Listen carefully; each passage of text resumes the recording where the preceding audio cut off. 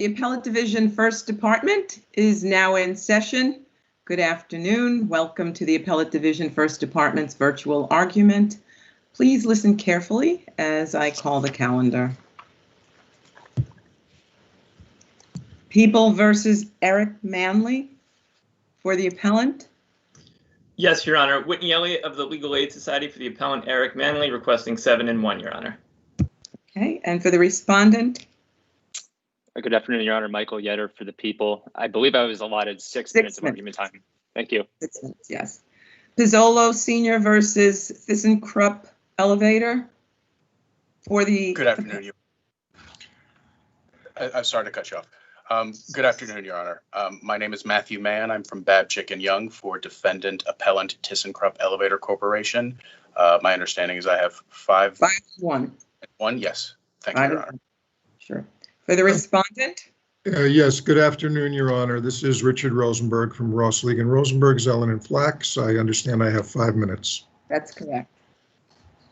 Chantel C. versus Gloria D. submitted. Songus versus Apex Construction for the appellant. Good afternoon, Your Honor. Christopher Yevchanik of Eustace Prezioso for the appellants. It is my understanding I have 5 and 2. That's correct. And for the respondent? For the respondent, Roseberg, Mink, Falkoff, and Wolf by Arthur Teasy. Good afternoon. It is my understanding I was awarded 5 minutes. That's correct. Arthur Teasy? TISI, Your Honor, yes. Okay, thank you. Marin versus City of New York for the appellant. Good afternoon, Your Honor. My name is Stephen DeServi. I'm at the law offices of Abrams, Garlick, Friedman, and Jacobson, and I was allotted 4-1. Correct. And for the respondent? Good afternoon, Your Honor. Michael Altman for plaintiff respondent. I've been allotted 4 minutes. That's correct. People versus Warren Brown. Good afternoon, Your Honor. Sorry. I beg your pardon? This is Jennifer Oxman from Louis Brisbane, the other respondent on the Hector Torres Marin matter. I was allotted 2 minutes. 2 minutes, yes. Thank you. Thank you, Your Honor. Yes. People versus Warren Brown for the appellant. Morning, Your Honor. Afternoon, Your Honor. Stephen Strother from the Office of the Appellate Defender on behalf of Warren Brown. I believe I was given 5 and 2. 5 and 2. And for the respondent? And Brent Ferguson for the people. I believe I have 5 minutes. 5 minutes, correct. Lexington Insurance. You're welcome. Lexington Insurance versus Public Administrators of New York for the appellant. I'm sorry, that's submitted. People versus George Loriano for the appellant. Good afternoon, William Carney from the Legal Aid Society for Mr. Loriano. Correct. That's 7-1. 7-1, yes. And for the respondent, people. Oh, good afternoon, Your Honor. Ellen Friedman. I believe I was allotted 6 minutes. Okay, thank you. Thank you. Perez Guri versus Stefan. There are 2 appeals here. For the appellant. Michael Fleiss of Schwartz, Sladkis, Reese, Greenberg, Atlas. For the appellant in matter 2020-3039, the respondent in 2020-2977. And I've been allotted 4 and 1. That's correct for both. Yes. And for the respondent? Elizabeth Tobio, Kishner Miller Himes, PC, for Craig Stephan, who is the appellant in the matter ending in 2977 and respondent in the other. And you've been allotted 5 and 1 on both? Yes, Your Honor. Thank you. You're welcome. People versus Jeffrey Joseph for the appellant. Yes, Victoria, Office of the Appellate Defender for Mr. Joseph. I believe that's a receipt. Yes. And for the respondent? Michael Tarbutton for the people. I believe I have 6, Your Honor. I gave you 7, actually, but if you want 6, I can change it. No, I'm happy with 7. Thank you, Your Honor. Okay. Arbor Asset versus Singh is submitted. Children v. is submitted. Ixcoy versus Pavlu for the... Yes, Your Honor. Yes, for the appellant. Henry Cernitz for the appellant, Your Honor. 5 minutes, I think I asked for. Yes, and for the appellant Wing, I believe. No. Okay. For the respondent. Good afternoon, Your Honor. John Shaw from Grave and Associates. I believe I was allotted 4 minutes. Yes. Just let me go back to the appellant. Did you ask for rebuttal time? I don't see that you requested. Your Honor. Do you? No. Okay. Just checking. Okay. Garces versus Windsor Plaza. I'm sorry, Your Honor. Good afternoon. I'm Aaron Schlossberg, and on the Ixcoy matter, I represent the other defendant, respondent Christine Pavlou, and I believe I was allotted 4 as well. 4 minutes. And Garces versus Windsor Plaza. Good afternoon, Your Honor. Anthony DiStefano from Morrow Lilling Naparty for the defendants appellants, Windsor Plaza and AJ Clark. And that's 5 and 2. Thank For you. the appellant, I'm sorry, for the respondent? Good afternoon, Your Honor. It's Jeff Sheetzel from Pena and Khan for the plaintiff respondent Garces. Thank you. That's 5 minutes. Dowla versus the City of New York is submitted. Gartenberg versus Supreme Company. Good afternoon, Your Honor. John Badaliaka from Lewis Brisbois, Spiz Garden Smith on behalf of the appellant. I believe I was awarded 4 minutes. 4 and 1, actually. Did you want that rebuttal? Yes, please, Your Honor. Thank you. Okay. And for the respondent? Good afternoon, Your Honor. Norman Oates for respondent, 4 minutes. Thank you. People versus Ralph Suarez Santos. Good afternoon, Your Honor. Simon Greenberg from Legal Aid for Ralph Suarez Santos appellant. I believe I received 5 and 1. Thank you, Yes. Your Honor. Of course. And for the respondent, people? Shira Knight for the people. I believe I asked for 5 minutes. 5 minutes. Thank you. Neiman, you're welcome. Neiman Nix versus Major League for the appellant. Yes, Your Honor. My name is Paul Golden. I believe I was given 7 and 2. 7 and 2. And for the respondent? Stephen Cobry, KOBRE. Good afternoon, Your Honor. And I believe I have 7 minutes. Yeah. Bacon versus Nygaard for the appellant. Good afternoon. It's Eamon Joyce for Lewis Bacon, and you allotted me 5 and 2. Correct. Thank you. You're welcome. For the respondent?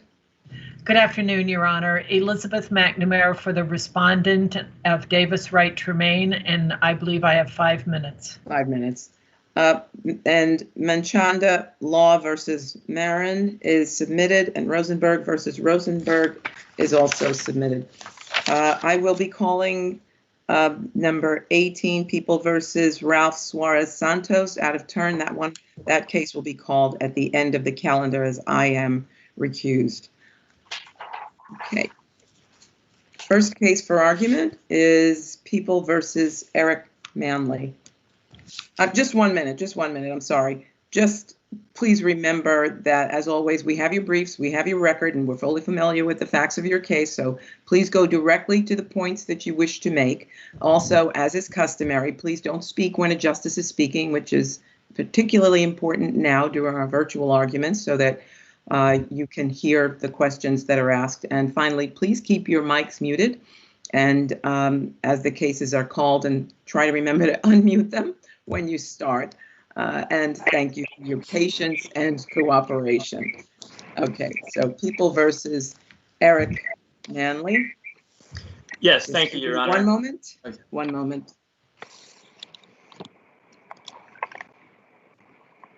Okay. You may begin. Thank you, Your Honor. May it please the court. The legal insufficiency claim that we present in this appeal assumes the validity of all of the procedures in the grand jury.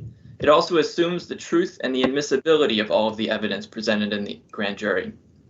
Counsel, since your client pled guilty here, doesn't that end any question about the sufficiency or insufficiency of the grand jury proceedings? No, Your Honor, we think not, in particular under Class versus United States. We think that requires an analysis of 3 particular factors. Number 1, whether the claim can be resolved on the face of the record. Number 2, whether the claim, if successful, would forever bar prosecution of the claim. And 3, whether the claim contradicts any admissions that were made in the course of pleading guilty. And we think Class was decided as a matter of federal constitutional law, The other side doesn't meaningfully dispute that. And so we believe that that requires the court to go through those factors. Well, what's the constitutional issue here presented by the grand jury evidence? Well, the constitutional rule, Your Honor, that we think class announced is in terms of what kinds of claims survive a guilty plea. The underlying claim itself on the merits doesn't necessarily. But what I'm asking is, in this instance, where you're asking to go over the grand jury, what I'm asking is, what is the constitutional question that's presented here in these grand jury proceedings? It seems that the sufficiency of the grand jury evidence that was submitted here doesn't present a constitutional issue. We agree with that, Your Honor. Our underlying merits claim is not a constitutional claim. But I think class itself recognized that even after pleading guilty, reaching back to Commonwealth against Hines, like a Massachusetts case from the 1800s, says there are certain kinds of claims that a defendant, even after pleading guilty, where a defendant can argue that the facts alleged and Sorry to interrupt. I agree with you that class does say that essentially a confession of all the facts doesn't necessarily mean that all the facts alleged and admitted constitute a crime. But I don't see the applicability of that here. Well, we think it's applicable here because our argument accepts the truth and the admissibility of all of the testimony and evidence that was presented before the grand jury. And our argument, and specifically where he never admitted to any further facts in the course of pleading guilty. Go ahead. Yeah, I'm sorry. We can raise the claim. To interrupt you, but you finish. That we can raise the claim that accepting those facts, we're not disputing any of the facts that were testified to. We're just saying that those facts do not make out all of the elements of the crime. It's just like the language in class quoting Hines that the facts alleged and admitted do not constitute a crime. And it's just like the class dissenter's view that the class majority opinion might permit a defendant to come in and argue that my conduct, my admitted conduct, does not amount to a violation of the statute. You sound like you're speaking specifically to the sexual gratification issues, which we've had cases that have said that the facts, the sexual gratification can be inferred from the act itself. So in this case, it's graphic enough so that one can infer that there was sexual gratification given the facts. Well, absolutely, Your Honor. So I think on the merits, I guess we would say that what happened here, the touching that occurred here, falls, we think, on the People versus Hatton side of the line, where it would permit an inference that the defendant acted with the intent to abuse or degrade, but not with the intent to gratify sexual desire. And the few features we point to, as we explain, it happened in the middle of the day on 25th Street in Manhattan. There was no expressive conduct here apart from the touching itself. And we think his behavior afterward, as the complaining witness described, also cuts against inferring that he acted with the intent to gratify sexual desire. And we think that this case is more like Hatton and less like really any of the cases that have been cited where courts have inferred an intent to gratify sexual desire. So our basic point on the merits is that this is admittedly happened. There was more here than what happened in Hatton, but we're just saying that what happened here is on the Hatton side of the line. Yes. Any questions from the panel? Did you have anything further, Mr. Whitney? Mr. Elliott, sorry. So, okay. No, thank you, Your Honor. Okay, sure. And for the respondent, Mr. Yetter. Yes, Your Honor, may it please the court. Your Honor, first of all, by pleading guilty, defendant forfeited his challenge to the sufficiency of the grand jury evidence. We think that's clear under People v. Guerrero. The same rule was recently restated by the Court of Appeals in People v. Thiam, which is a post-class case. And we think that, the arguments that my adversary makes for why class is applicable is just not right. Of course, class itself involved a claim that the statute under which the defendant was convicted was violative of the Second Amendment.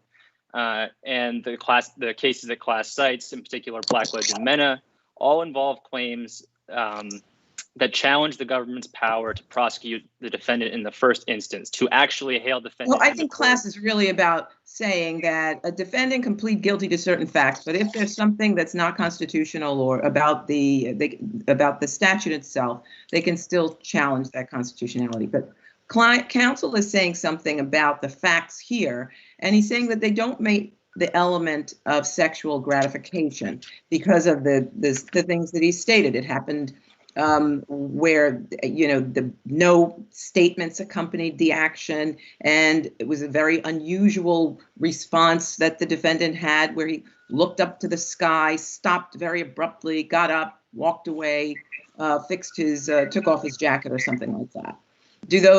He's saying that those facts don't meet sexual gratification. What is your response to that?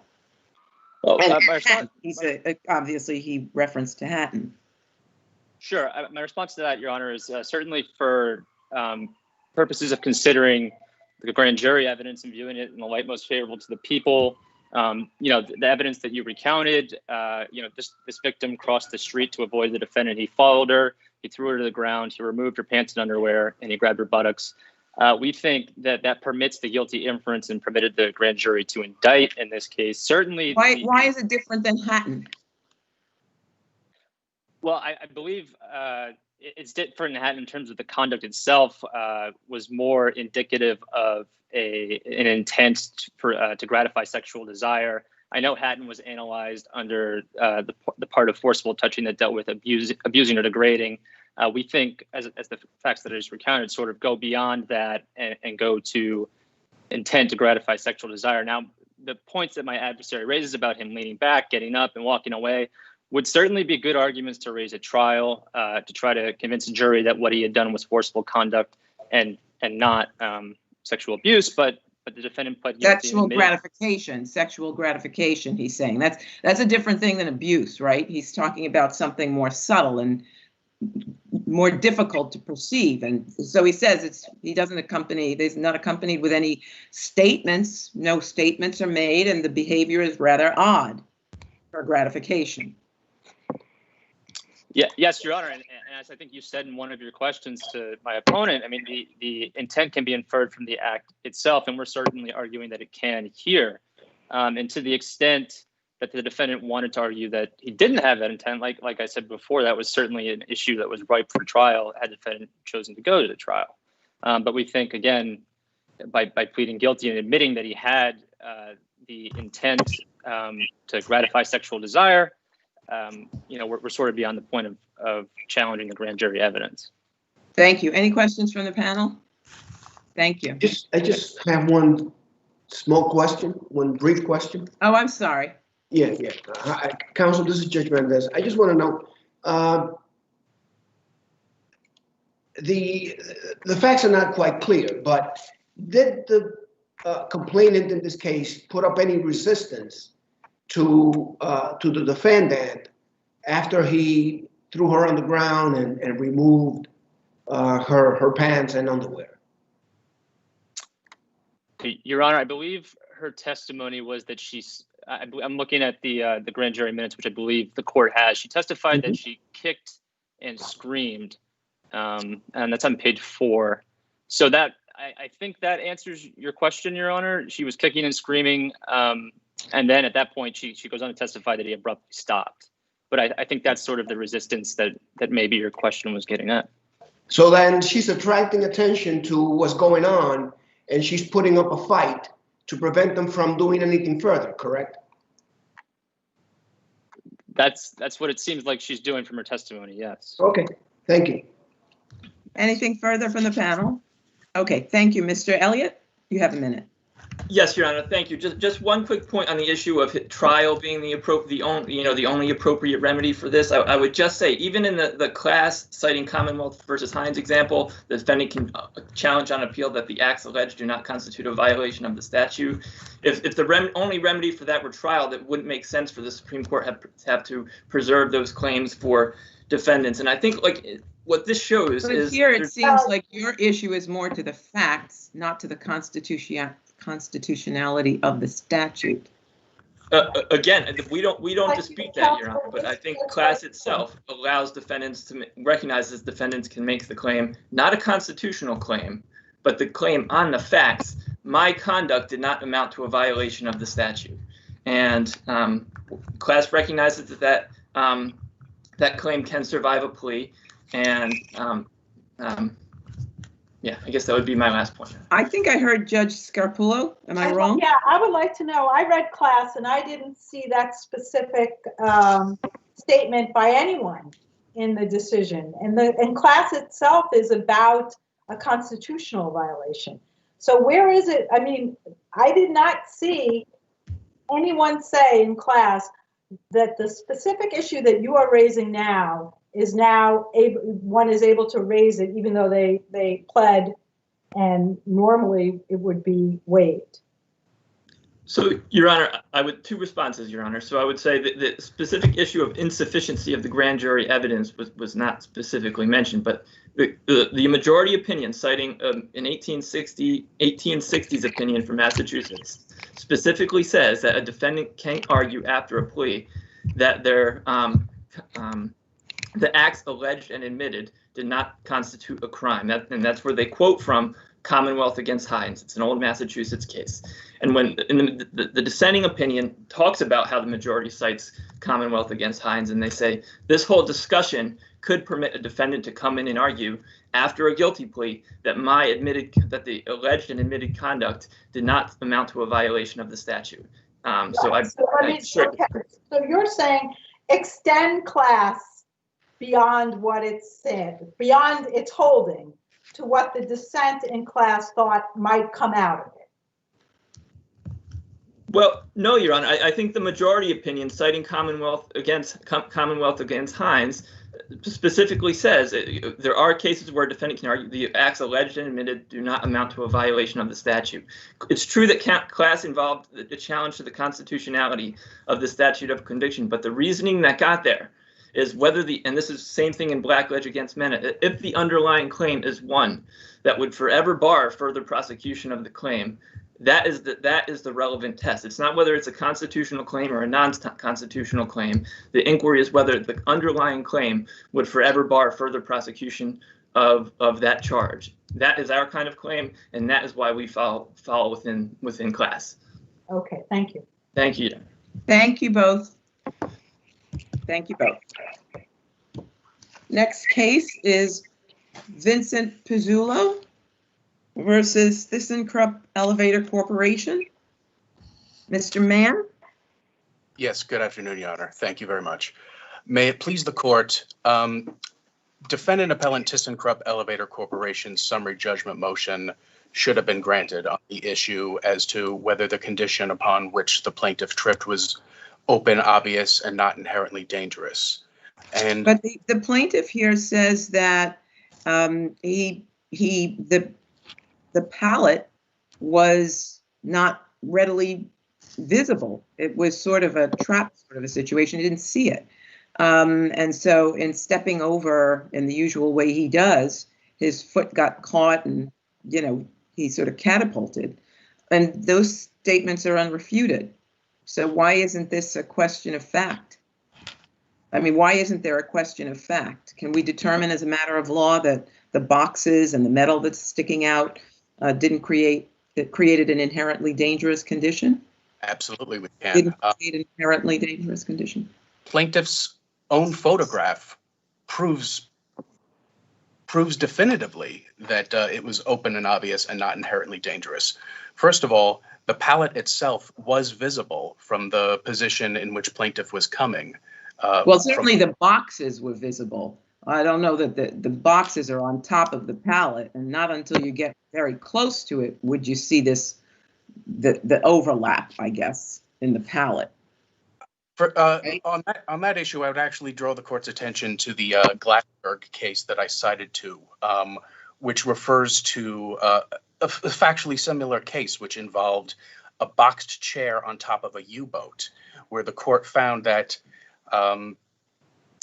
the position of the box on top of the U-boat, which was closer to the ground, actually made the U-boat itself more conspicuous. Even they said The box chair, which was bright white and rose to the same height, made the U-boat even more obvious. It drew, in this case, But counsel, this is Justice Gonzalez.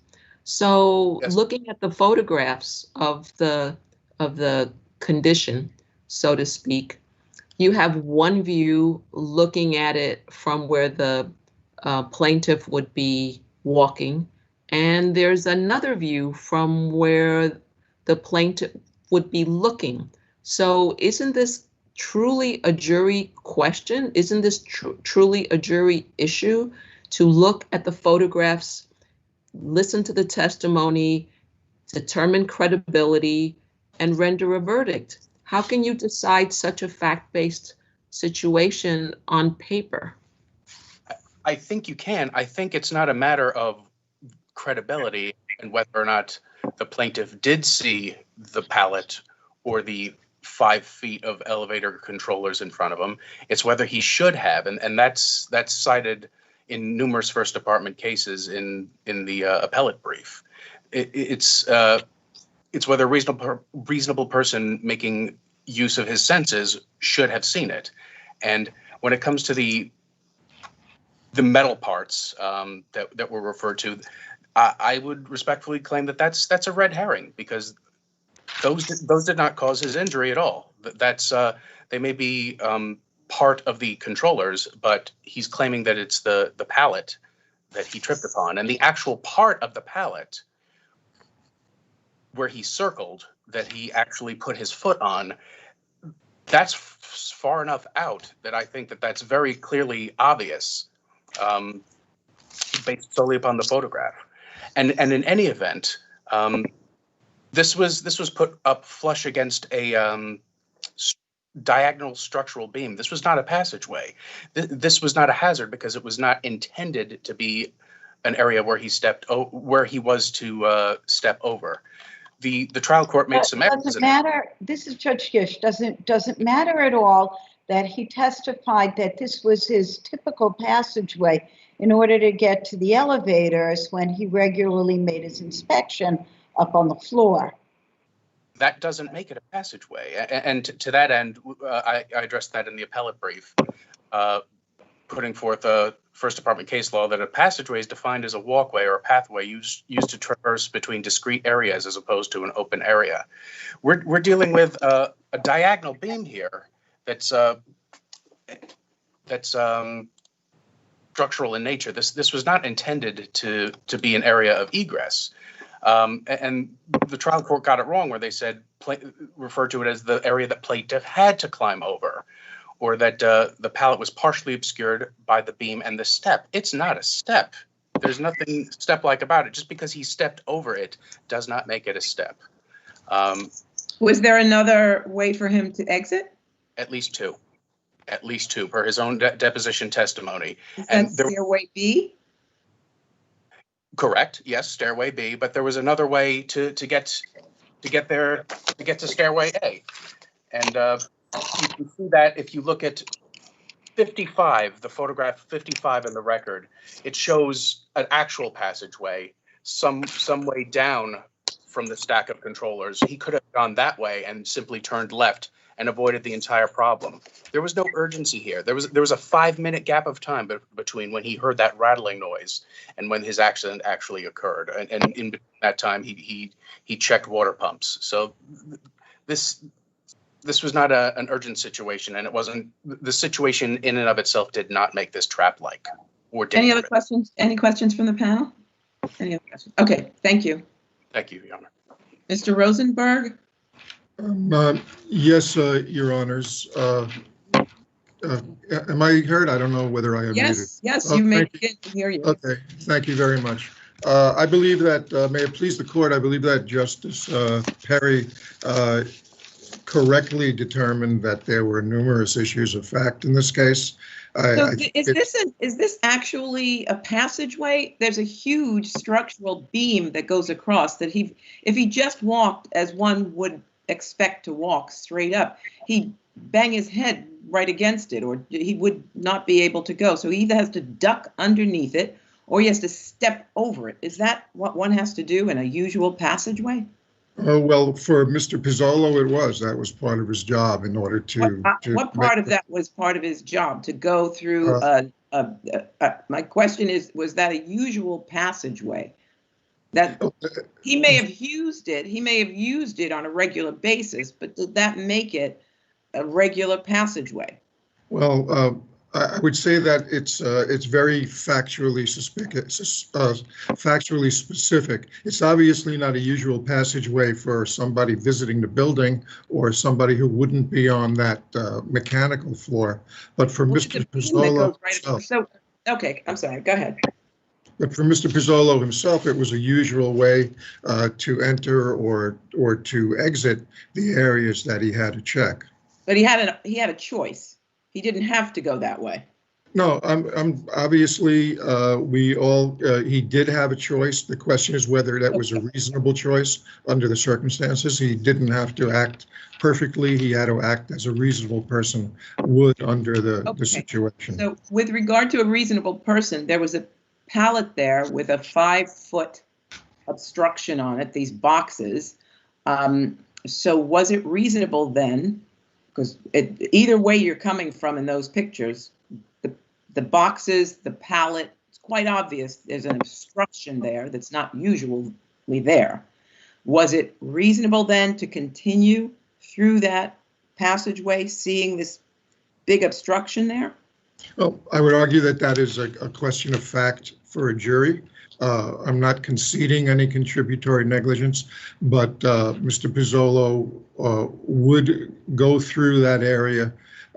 When he encountered this box, he had to make a right turn, I believe, in order to see the box, and all he observed were the boxes. He did not see the pallet sticking out underneath the boxes. So I would say it was there. I mean, if he was, there wasn't much of a space between the pallet and the wall and the area that he would have had to have gone. So he had to have been looking, cautiously, walking gingerly to be able to get through that 6-inch, maybe a foot space between the pallet and the area that was there.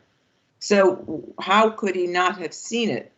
Well, he said that he only saw the pallet, and it was for the first time that pallet was over there. I think it had been there only for 1 to 3 days before. He had never encountered it before.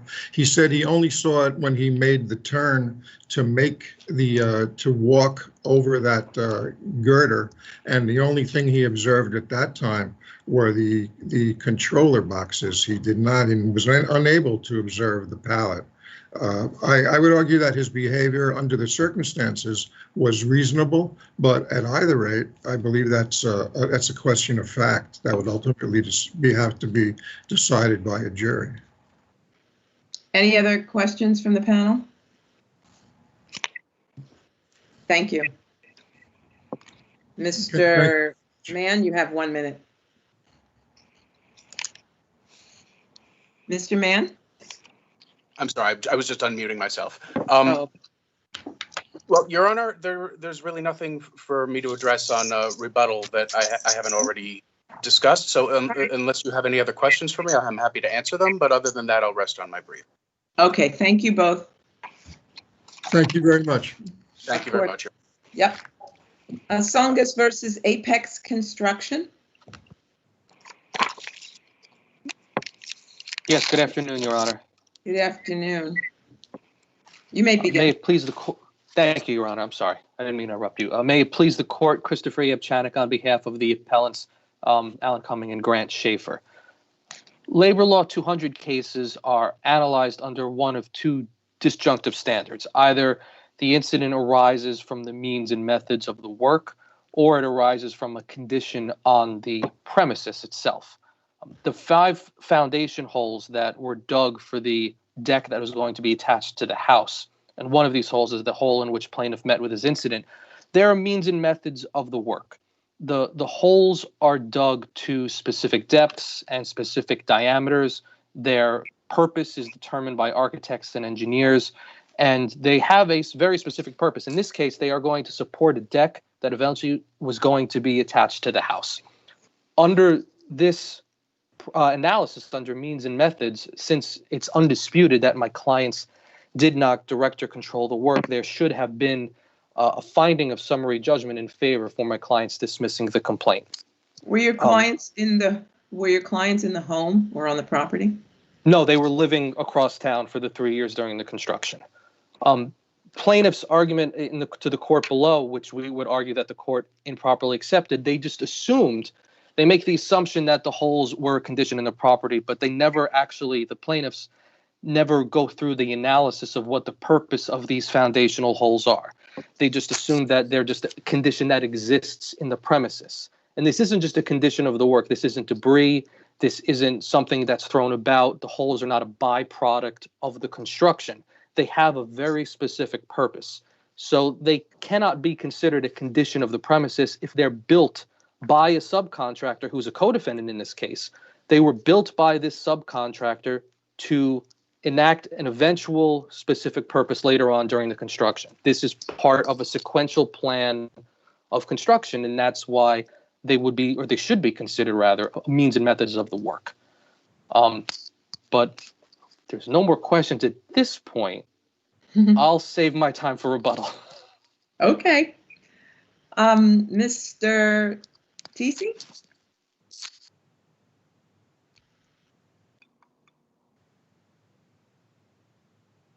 Mr. Tisi? I'm sorry, Your Honor, my connection dropped out for a moment. For the respondents, the Office of Rosenberg, Meng, Falkoff, and Wolf, for Nicholas Songas. Your Honor, the court below correctly used a dangerous condition standard. It's undisputed that this accident did not occur from the plaintiff's employer's own tools or methods. The cases relied upon by the plaintiff and criticized by the appellant all involved defective conditions that were a specific step in the construction process or directly related to construction and had a specific purpose. Mr. Tisi, this is Judge Gish. So what were the holes for on the property? Why were the holes on the property? The holes in the property were for the installation of an outdoor deck. Apparently the support beams for the outdoor deck were going to be anchored into these holes, which existed on the property for approximately 1 month prior to the happening of the accident. At night, the holes would be covered up and then they would be uncovered during the day. And unfortunately for the plaintiff, when he was doing his particular activity, which was to take pieces of scaffolding out to his van, that was the only method by which he could access the materials. Counsel, is there any rule or regulation that required the homeowners to be in place, watching this construction and the holes and watching for the safety conditions at the premises? Because I'm not aware of anything that required the homeowners to be present, especially since they're presumed not to be knowledgeable here, right? That's the presumption, Your Honor. That is correct. However, I would point out that, or rather argue, that they are responsible for a dangerous condition on their property, regardless of whether they're there or not. All the cases that we relied on involve, in fact, there's one of them, the Newstead case that we mentioned on page 9 of our brief. Wouldn't notice be an issue if they were? Wouldn't they have to have notice of the issue? Yes, So if they weren't even living at the premises, how would they have gotten notice? Judge, the standard on summary judgment, we argue, is that in order for the owners in this case to prevail, they have to show that they did not have notice of the condition, either constructive notice, actual notice, They what hadn't have been you. on the property. They hadn't been on the property. They were living away from the property. I don't think there's any evidence that they were on the property. Now, there is no evidence that were. Yes. I'm sorry, Judge. Go ahead. Why don't you finish your answer? Thank you, Your Honor.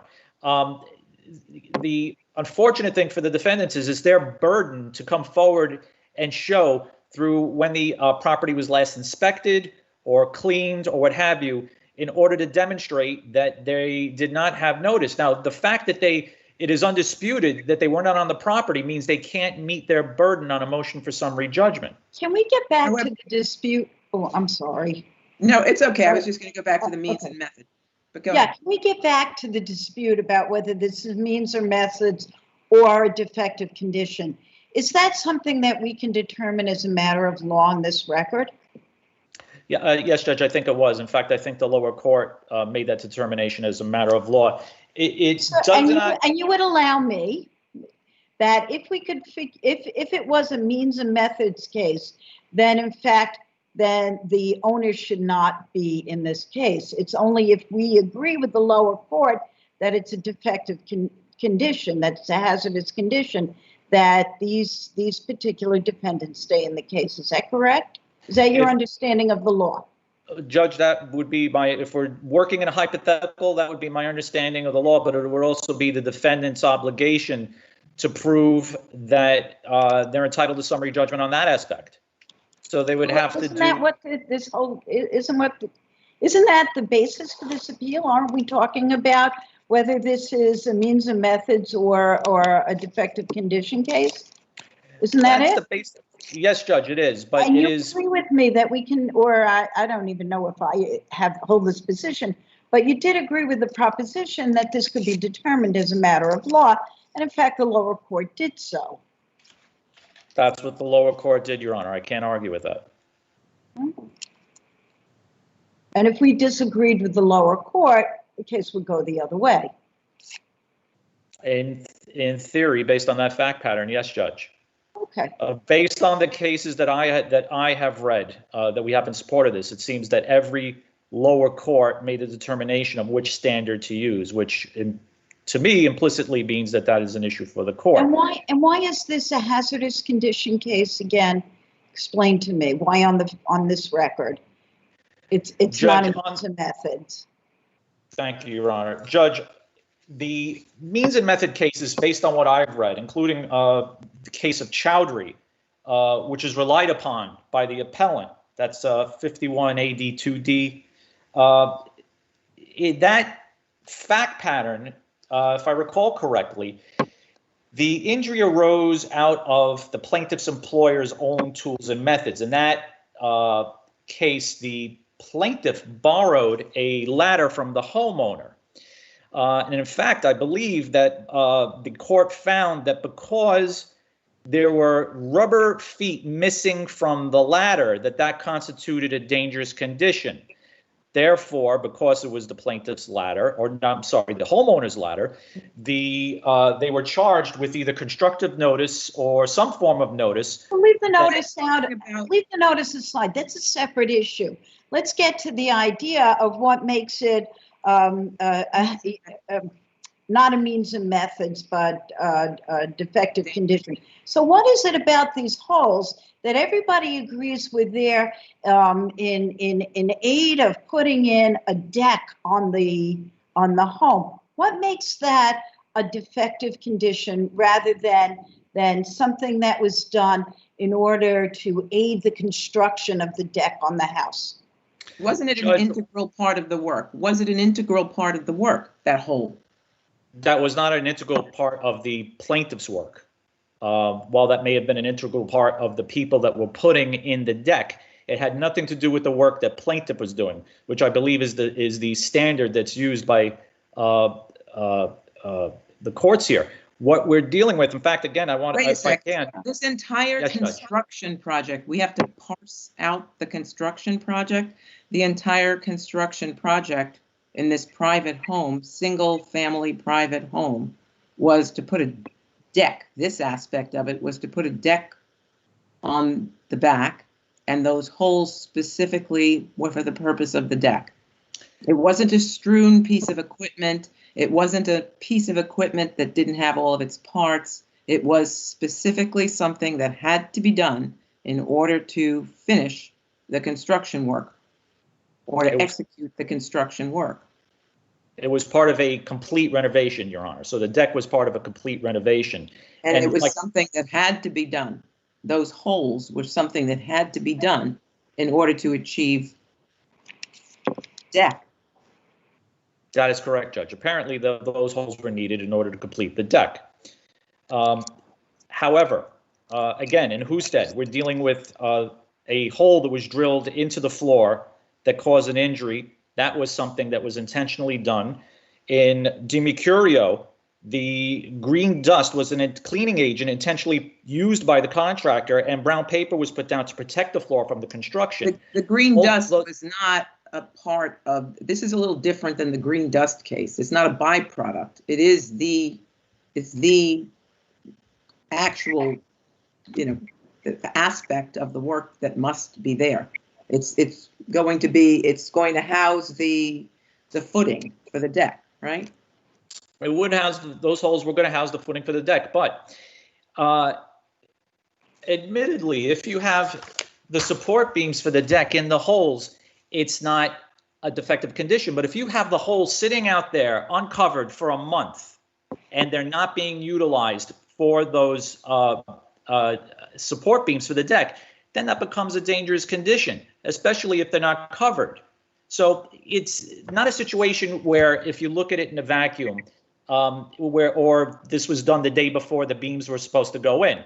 This was done, at least according to the testimony, approximately 1 month prior to the happening of my client's accident. And basically what you had was... Then I just want to find out if there are any other questions from the panel. Go ahead and finish your question, your statement. Thank you, Judge. Then what you have is you have an obstacle course for a month prior to my client's accident. You don't have something that's going to be there for the immediate insertion of support beams. Thank you. Any other questions from the panel? Okay. Mr. Yapchinik? Yes, Your Honor, that's right. Oh, that was right. Good. Okay, very, very briefly on rebuttal. While I'm not going to concede, and I will continue to argue that I think these holes are means and methods of the construction, I will say that if we take Mr. Tisi's hypothetical that these holes were there for a month, the fact that they were covered at night and uncovered during the day while the active construction was going on still supports dismissal of the case, because my clients aren't there. They lived across town, so we're not there actively supervising the construction site. Whether these holes were to be covered or uncovered during construction, not construction, these are things that are left for the individuals, whether it's the subcontractor that built these holes or the general contractor charged with safety, to maintain the construction site. That's the benefit or the lack of benefit of being a single-family homeowners who do not live at the construction site. So even if this panel was to concede or to argue that the holes were a condition of the property, which I don't concede, the fact that whether they were covered or not, that's construction activity that can't be imputed to my clients. Thank you. Thank you both. Thank you, Your Honor. Marin versus the City of New York. May it please the court and counsel. My name is Stephen DeSerbi, and I'm arguing on behalf of the appellants. This case involves a simple question, and it's a motor vehicle accident that occurred on property that was leased by Hunts Point. And the liability... Well, it's sort of a motor vehicle accident. I don't know if that pallet is called a motor vehicle in the way we think that the truck was, but I understand your point. Well, one of the vehicles was a motor vehicle, and the question this court has to tackle is whether a vehicle with its lights on involved in a motor accident could still support a liability claim on insufficient lighting. And it's a defendant's position that the undisputed testimony of the parties that this vehicle's lights were on sort of makes a claim of insufficient lighting. But counsel, this is a most interesting factual situation, isn't it? The photographs show that it was black as night inside the Hunts Point produce market, but for the truck's bright light. And am I right or wrong? Didn't both the driver and the plaintiff pallet driver, I think it's called pallet jack? Pallet jack. Didn't they both testify that they couldn't see each other? No, that's not the case. Mr. Fuentes, who was operating the pallet jack, actually testified that he was operating the jockey actually testified that he saw the pallet jack 30 seconds before the accident.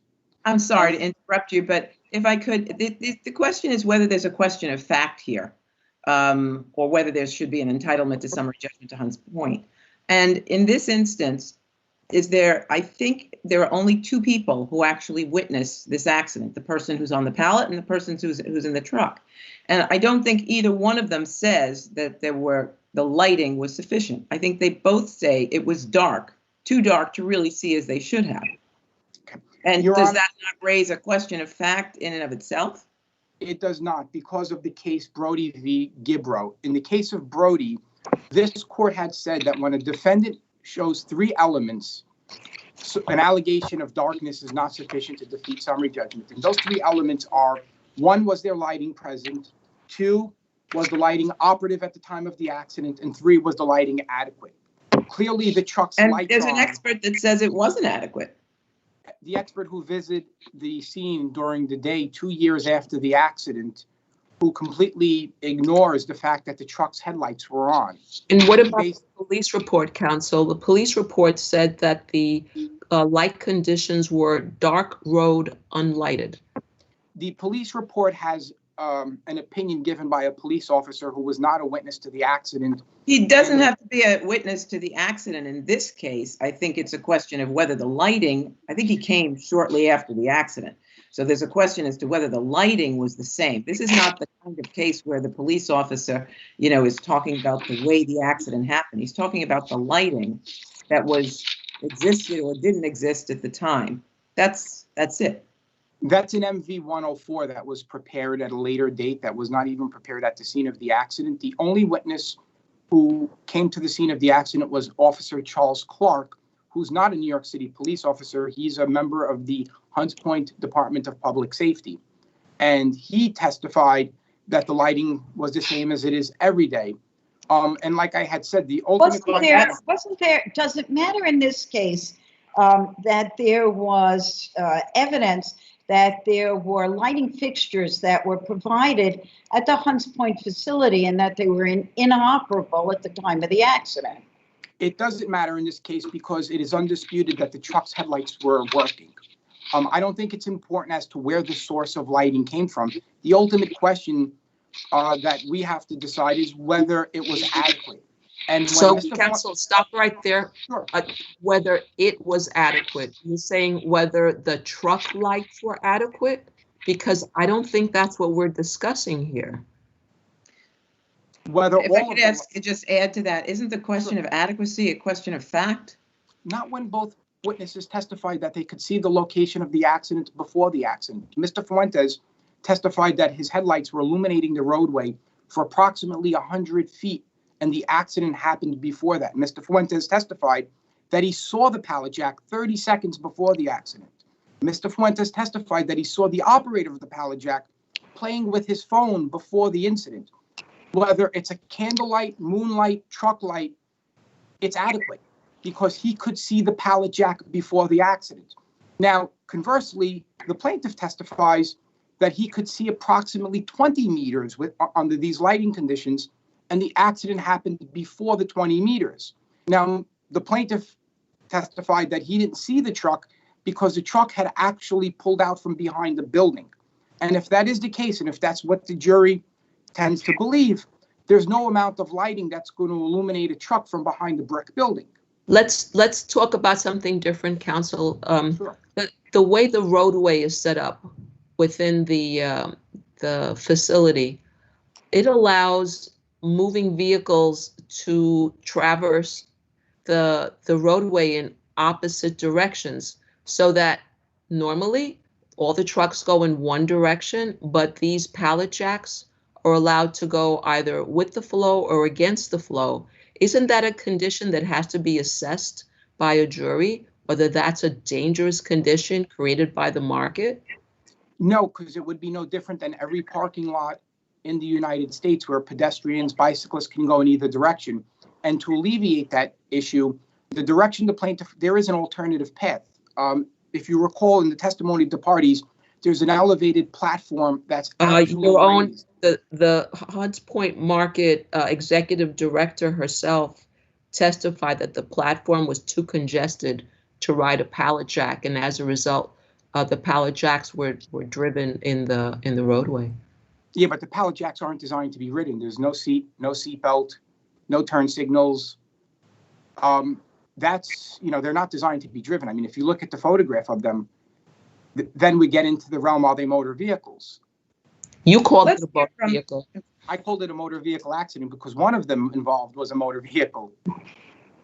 It would be like a pedestrian knockdown's a motor vehicle accident. Okay, thank you. Thank you. I believe next up is Mr. Altman.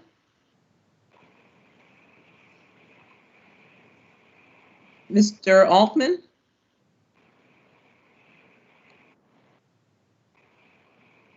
Sorry, Your Honor, can you hear me now? Yes, yes. Hi, this is Michael Altman from the Altman Law Firm for plaintiff respondent, Mr. Marin. Rather than go through the things that I prepared to say, I want to address a couple of things that my colleague mentioned in his argument. He placed great emphasis on Mr. Fuentes' testimony that he saw the plaintiff for 30 seconds before the accident. That's at page 249 of the record. Both before he said that, at page 247, and after, at pages 280 and 284, he said that he did not see Mr. Marin before the accident, and the first time he knew he was there was at the impact. So for purposes of the motion and for purposes of this appeal, the court cannot accept that defendant Fuentes had 30 seconds where he was able to observe him.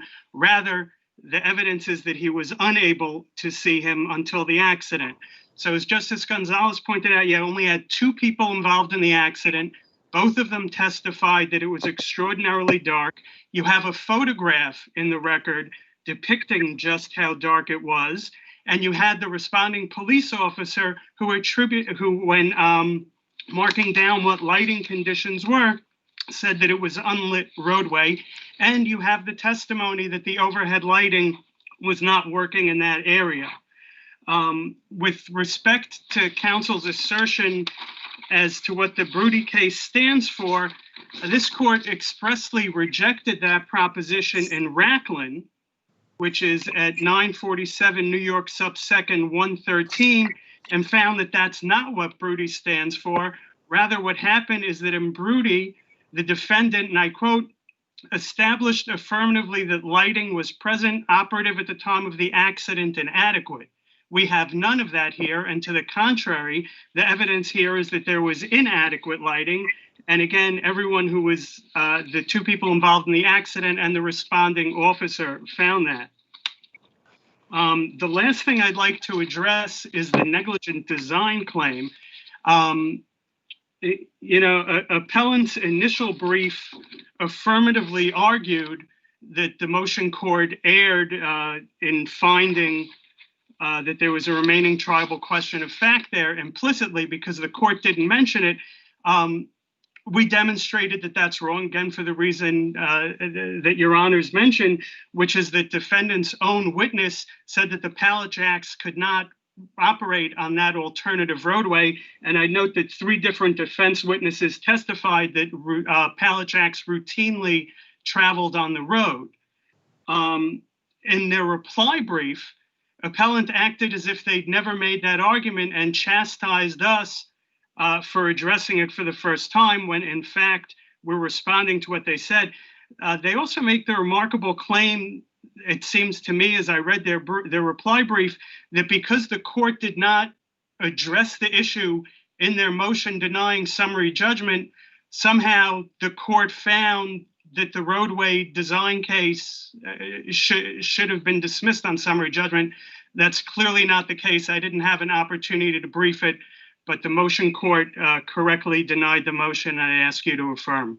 Thank you. Any further questions? Okay, thank you. Ms. Oxman? Yes, may it please the court. I represent Sharkeys and Fuentes, respondent on the brief. counsel has already gone through most of the arguments I was prepared to make on behalf of my client. So if the court doesn't have any questions for me, we would just want to focus on the fact that Fuentes himself testified that it was dark. It was too dark for him to see plaintiff, and plaintiff popped out in front of him. He said 4 times, plaintiff popped out. There's a question of fact as to the amount of time Fuentes would have seen. Thank you. And now back to you, Mr. DeServi. You have 1 minute. Yes, Your Honor, I'd just like to make 2 quick points. First, I'd like to discuss the case that counsel had mentioned, which is Radchin versus 34th Street Partnership, 96 AD 3rd 690. That case did not overturn Brody, but distinguished it. And in that case, they elaborated that. In Brody, it's the defendant's affirmative duty that there was lighting present, operative, and adequate. And those are the 3 things we established. The vehicle's headlights were on, so we know there was lighting present. We know it was operative. And in terms of adequacy, somehow they can say that Fuentes didn't see the plaintiff, but there's pages upon pages where Mr. Fuentes described the plaintiff using his cell phone in his left hand while operating the pallet jack with his right. So to say that he somehow popped up is a mischaracterization of the testimony. Unless there are other questions for me. Thank you. Thank you all. Thank you. Thank you. Next case is People versus Warren Brown. May it please the court, Stephen Strother from the Office of the Appellate Defender on behalf of Warren Brown. Mr. Brown's contempt conviction must be vacated because the underlying order of protection in this case was void on its face at the time Mr. Brown was alleged to have violated it. Was there ever did anyone move to vacate the order of protection? No, he did not make a motion to vacate the order of protection. Did he appeal the conviction? The notice of appeal was filed. I don't know if anything happened after that. So the law here is pretty clear, Your Honor. On what basis can we find contempt? I understand the Gold case. I understand that it found that aggravated harassment was unconstitutional. Okay, but so those things were never presented. There was neither a vacating of the order of protection, which wasn't void, and there was no appeal of the conviction. So what we're arguing on we're arguing that the order of protection was void, and that there's a couple of points here. First is that an order of protection is void on its face if it's clear from inspection of the order that it is illegal. In this case, at the time Mr. Brown allegedly violated, you looked at the order, it listed aggravated harassment in the 2nd degree, which at that time was an unconstitutional conviction. If that's the case, then the illegality of the order is apparent from looking at it. So it is void on its face and therefore cannot serve to satisfy the lawful order element of the contempt statute. Because that's the key here, is that the contempt statute requires a lawful order in order to have a conviction. An order is void on its face and therefore not lawful if when you're reading it, you can tell that it's illegal. Here, when you read it, you see the unconstitutional conviction on its face. For this court to hold the other way would be to say that an order of protection that is clearly illegal on its face can also serve as a lawful order for the purposes of a contempt conviction. Counsel, and we believe that at the time it was issued, it was illegal? No, but we also were arguing. We're interested in what at the time it's issued. If you look at it at the time it's issued, it's a legal order of protection, correct? It's correct, but we are disputing. It's never challenged. That's correct, but we're disputing that the law, however, says that an order must be followed unless there are one of two conditions. One, there was no jurisdiction to issue it, which would mean it would be illegal at the time it was issued, or it's void on its face. And void on its face is not a time-bound determination. It's about what is actually on the face of the order. If this order is illegal by looking at it, then it can't be enforced. And here, it's become clear that once aggravated harassment in the second degree is declared unconstitutional, that order has no legal authority behind it anymore, because the order of protection statute makes clear that there must be a lawful conviction for a family offense in order for the order to issue. That's CPL 530.12 subsection 5. This court at a couple of different occasions have said that if the order is based on aggravated harassment in the second degree, it no longer has any legal force. That's Elizabeth T. versus Andrew T. and Fatima N. Both of those cases from this court say that. Now, we understand this case has an odd procedural posture because, of course, Mr. Brown wasn't aware of the fact that gold had been issued. But we don't think that decides the case, because once he comes into court, the prosecution still has to prove the element, the lawful order element of criminal contempt in the first degree. And at that point, when you open up and you look at the order, you can see that it's illegal. And the law is pretty clear that that is a void order at that point. And you can see in our brief that we point to a couple of cases. Unfortunately, void on its face is not something that's had a lot of cases written about it, but the ones that have make clear that it's about what is on the face of the order. It's sort of exactly what it says. If that's the case here, then this order can't be legal. Did you have a question, Justice Mendez? I'm sorry, I thought you were about to ask. I'm looking at Elizabeth T. and Andrew T. And in that case, there was a challenge to the order. And so the court found that since the order was based on the harassment statute being found to be unconstitutional, then that order was no longer good. But in this case, we haven't had a challenge to the order, have we? That's correct. Those cases are in a different procedural posture. We're citing them for the proposition, Your Honor, that the order of protection statute, under the order of protection statute, an order can't issue if there isn't a valid family offense conviction. But it's clear this case does present an issue of first impression for this court. This procedural posture has not come before the court yet. But the cases that respondent cites about the fact that it's about saying that it's illegal only if it's illegal at the time it was issued, the cases on void on its face don't say that. They just say, look at the face of the order, and if it is legal on its face, if it includes the things that the statute requires it to include, it's legal. But if it doesn't, then it's void. It's not a legal order. If you produce the order of protection, and we submitted it to Your Honors to look at, it lists as its legal authority aggravated harassment in the second degree. But at the time Mr. Brown allegedly violated this order, that conviction was no longer a lawful conviction. It was an unconstitutional conviction. To say that an unconstitutional conviction can serve to satisfy the element of criminal contempt would be to say that basically you can be convicted on the basis of an unconstitutional conviction. That, I think, also goes to the public policy concern that shouldn't be allowed. And so we think that the legal basis for our argument here is clear in the definition of void on its face, but it's also clear in the fact that an unconstitutional conviction cannot serve to satisfy the element of the contempt statute. So, counsel, this is Judge Scarpullo. You're saying you can go back 15 years or 10 years, and if a statute is 10 years later declared unconstitutional, that every order that was based on that 10 years later found unconstitutional statute are void on their face, and all of those convictions have to be overturned? So I would say this, Your Honor, a couple of correctives to that. I understand basically what you're saying to us. I think I added on some time. I was about to say that the order of protection can't go past 8 years, but we'll say 8 years. But 8 years, I understand that's immaterial. From 8 years ago today till today, you're saying all those orders of protection are void as opposed to voidable? And I would say I think that I understand where Your Honor is coming from, that it sounds like a can of worms. But we want to emphasize it's a very, very narrow legal ruling here.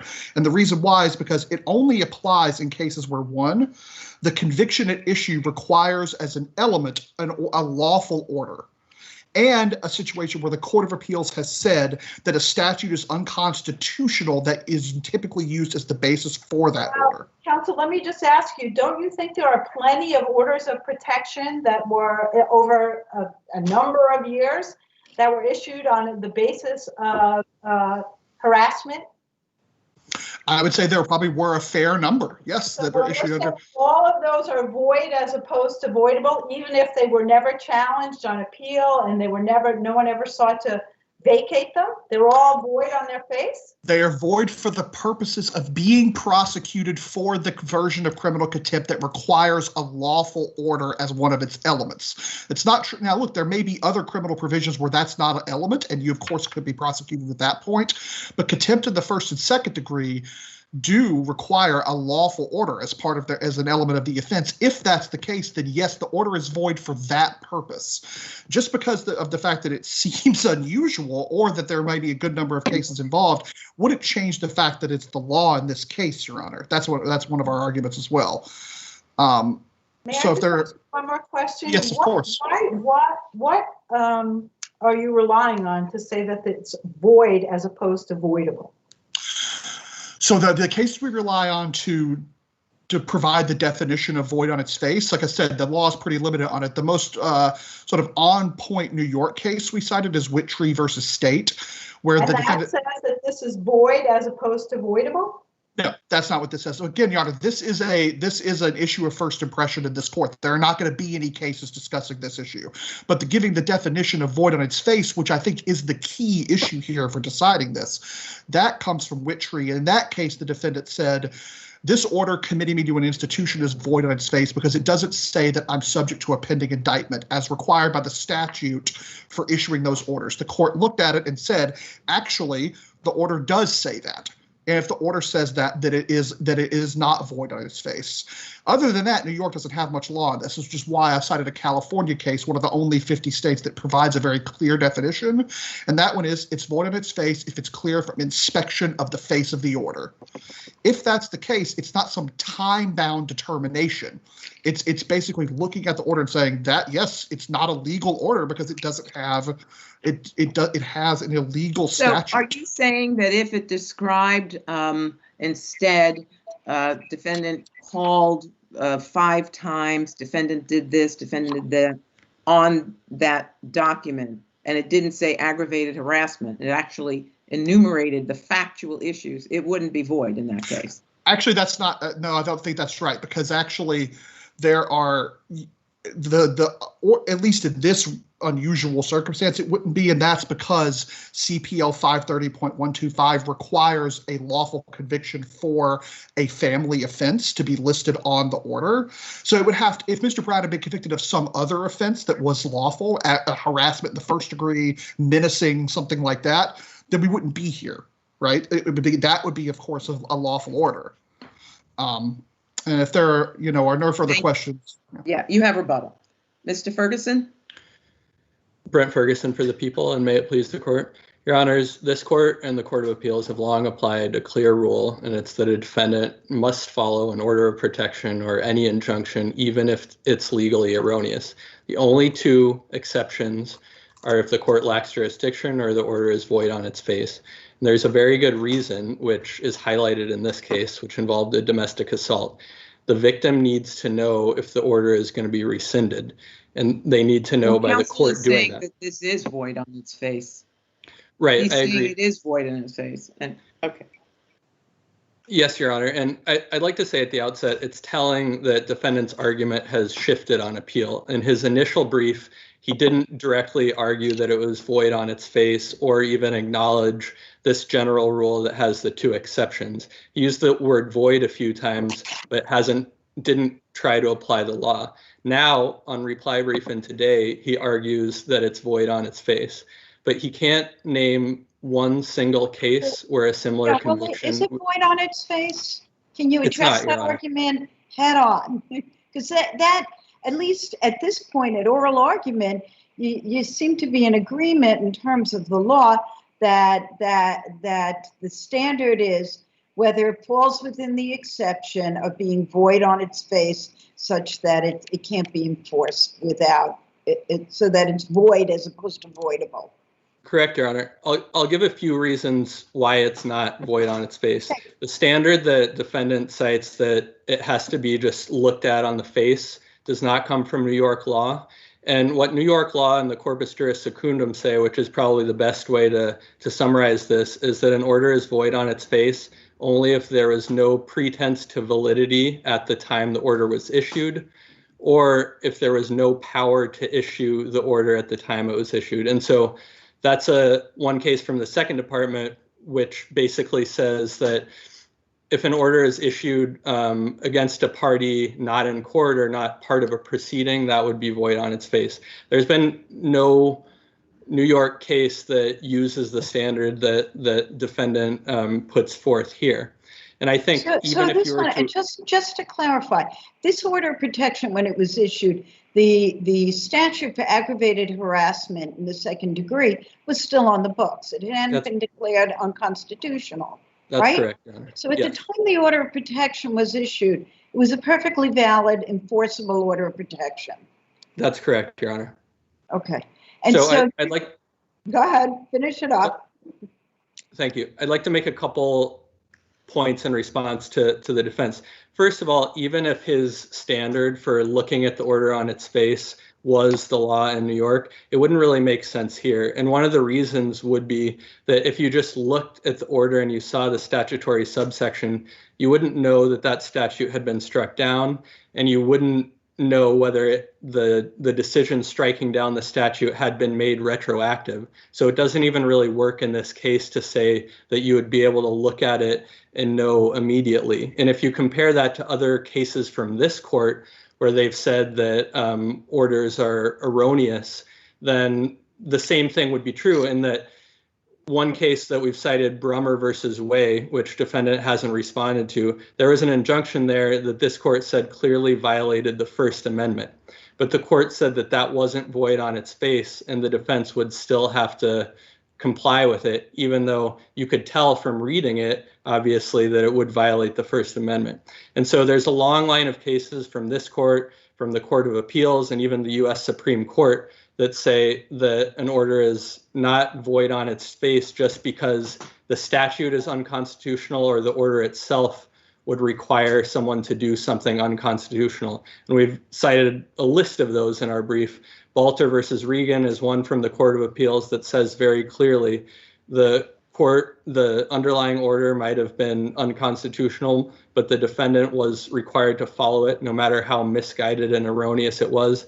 And that case specifically, Balter versus Regan, also talks about whether the order is unlawful, which is defendant's secondary argument today, that there's some difference because there's an element of lawfulness. Even if he's correct that that's an element in the statute at issue today, cases like Balter say an order isn't rendered unlawful even though it violated the Constitution. If there are no further questions, we ask that you affirm. Mr. Strother, thank you. Mr. Strother? You're muted. You're muted still. Sorry, apologize. Okay. So, yes, I believe that the one thing I want to mention is that the constitutional point that respondent makes there at the end is sort of beside the point in this case. It's possible for an order to burden someone's constitutional rights and still have to be followed. Our argument here is not that the underlying order of protection here burdened Mr. Brown's constitutional rights in some way. The argument is that the order is itself illegal. If the order is itself illegal and void on its face, that's when it doesn't have to be followed. Even if it's true that if an order burdens your constitutional rights, you still have to follow it unless you get it vacated in some way.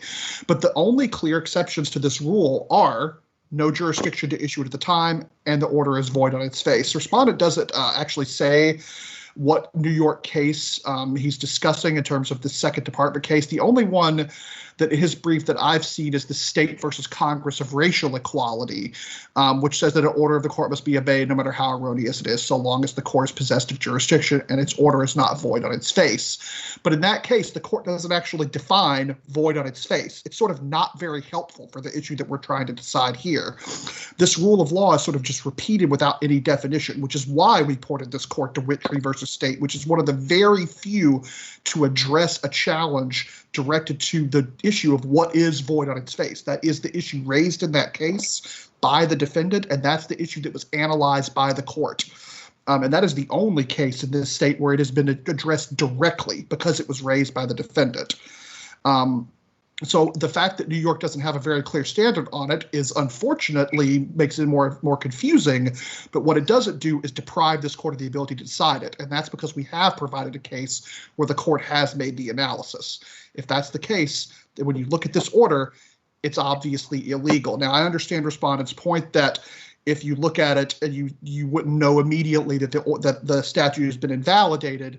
But of course, the point being is that this statutory provision, if you look at it, that statute no longer exists at the time when you're looking at it. If that's the case, then the order on its very face is no longer legal. If that's the case, it has to be vacated. Thank you, Your Honors. Any other questions? Thank you. Thank you both.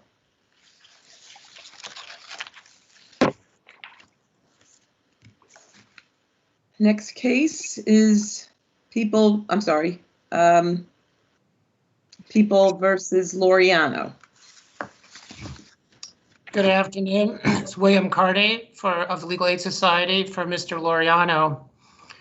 The court erred when it refused to dismiss as duplicitous count 1 in the indictment, which charged appellant with possession of cocaine with intent to sell, because it created the possibility of a non-unanimous verdict. There were 4 separate locations that the jury could consider as the cocaine that he would possess with intent to sell. And each one of those locations in itself constituted a separate and distinct crime of simple possession. Why could the court aggregate these? Sorry.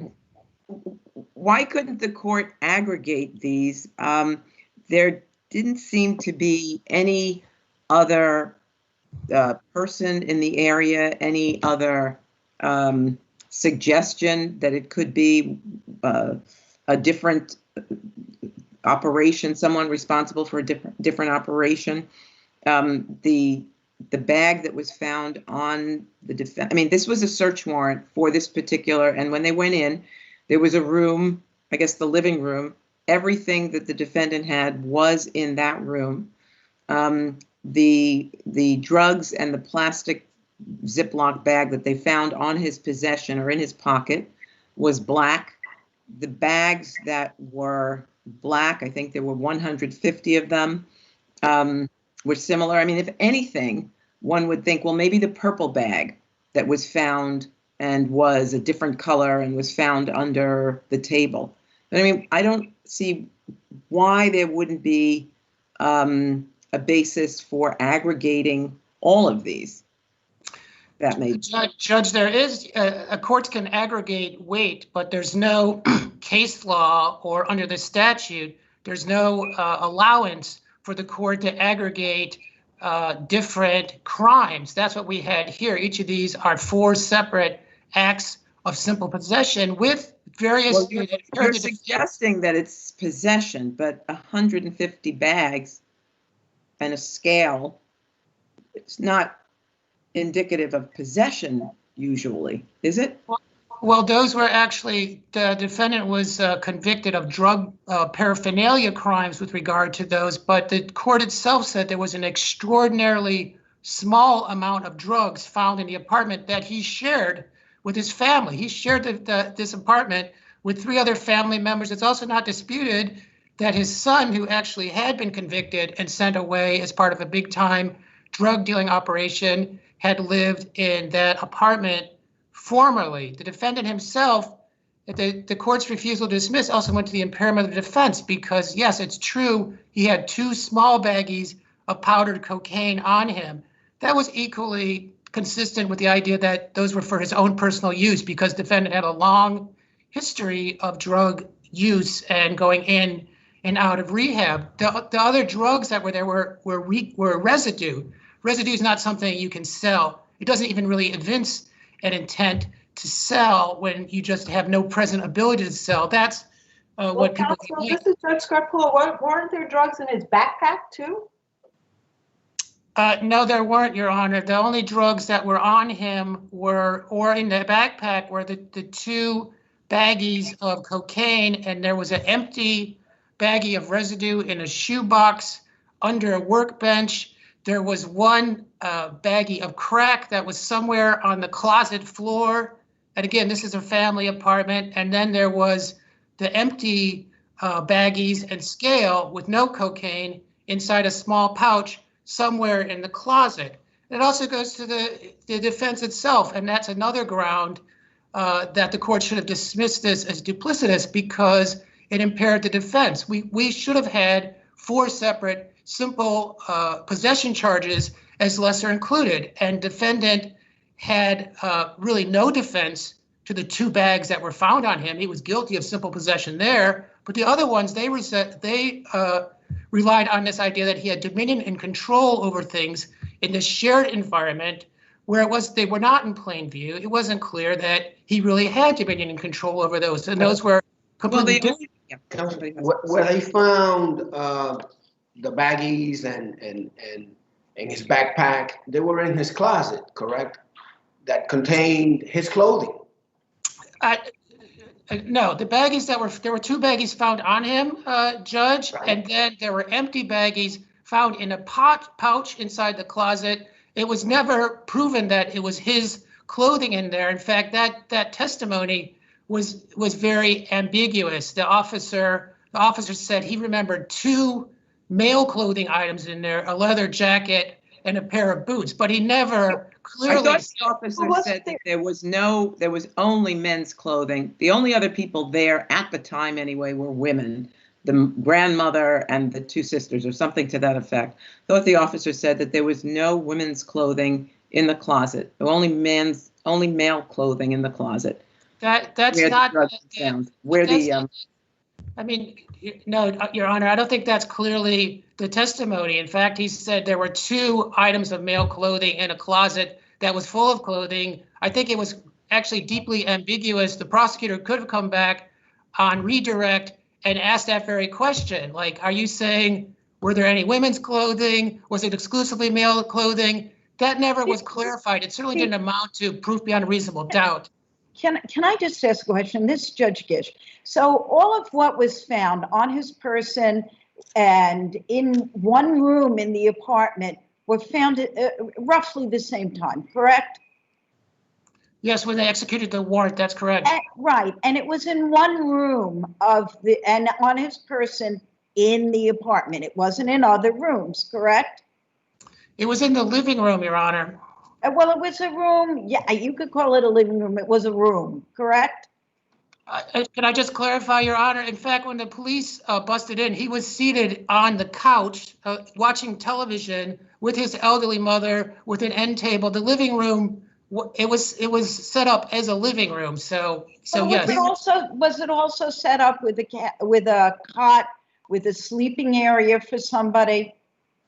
Well, there was a folded up cot in the corner. I don't think anybody ever testified to a sleeping area, Your Honor. There were 4.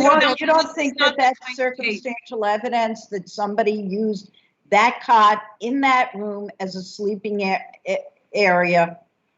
I think it is circumstantial evidence. It's certainly not proof beyond a reasonable doubt, and it doesn't actually go. You can't get beyond a reasonable doubt with circumstantial evidence, really?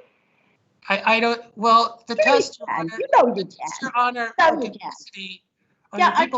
I'm just trying to find out how reasonable it is under these circumstances for you to be arguing that what was recovered at one time in an area that was very contained, that appeared to be an area where your client lived in the apartment, perhaps slept in the room, and otherwise used the closet, that those should be 4 separate crimes.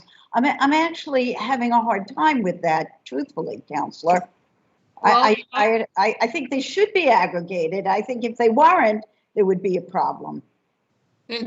Under the statute, where they make out 4 separate crimes, 4 separate and distinct crimes, and each one of those indisputably makes out simple possession. So they make out simple crimes. The test I understand your frustration is that there's simple possession here, that your client is being charged with distribution, drug sale and distribution, where there's barely any drugs here. It's unusual.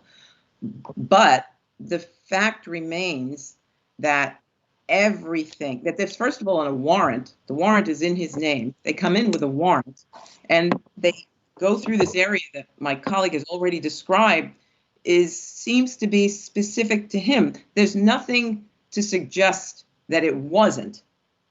There are other bedrooms that the other people appeared to claim.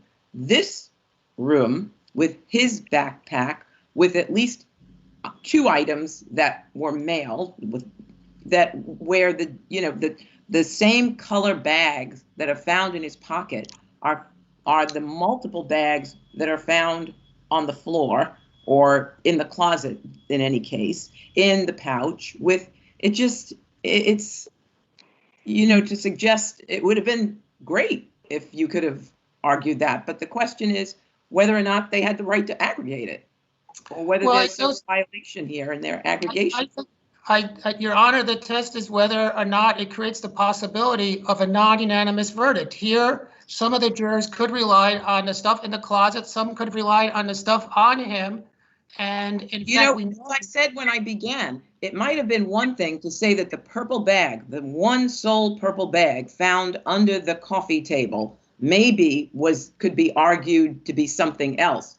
But he's stuck with a black plastic bag that has cocaine in it, or crack, or whatever it was, plus residue, and 150 glassine bags in that same closet on the floor with other drug paraphernalia. That's a little tough now to get around those things that apparently are consistent in their appearance. But I'll let you get back on rebuttal. Okay, we're going to move on to the respondent.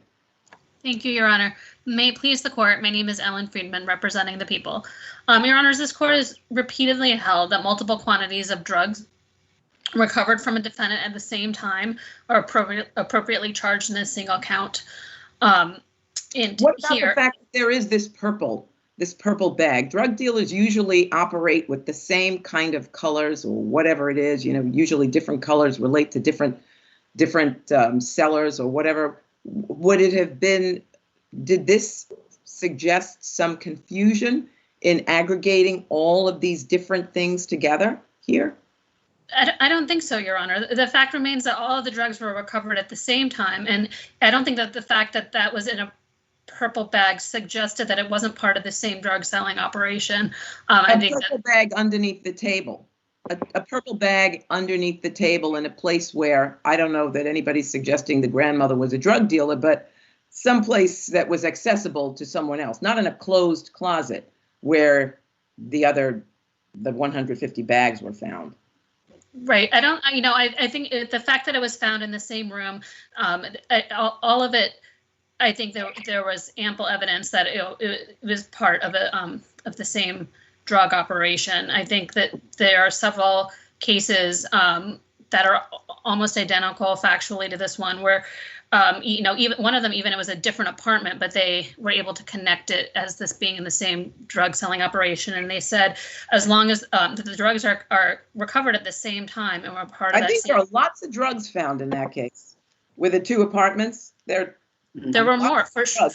I don't know how many were found in that case, but certainly there weren't that many. There's hardly any drugs that one might say this is more consistent, except for the 150 bags. 150 bags that match the drugs that. I'm sorry, I didn't mean to talk over you. I said that one might think that this was more consistent with individual use, except for the 150 bags, because there's no drugs. I think that's a fair point, Your Honor. If there were if there was no other evidence that indicated that it was part of a drug selling operation, then the small amount would be particularly relevant. They would say, like, well, it was this tiny amount. That's more in line with personal use. But you can't make that argument when you do have the 150 bags and the scale and the makeshift spoon all in his closet. I think that that's what makes the difference here. And the fact of the matter, too, is it was the fact that the jury might not agree on the factual scenario doesn't mean that they aren't unanimous on finding him guilty of the crime. His crime was criminal possession of the drugs with the intent to sell them. There was no aggregate weight charge where that you might, where there are some cases that say like, well, they might have found that he possessed some of them, but not all of them. So the weight difference would matter. That's not the case here. The fact is the jury unanimously agreed that he possessed all of the drugs recovered at the same time with the intent to sell them.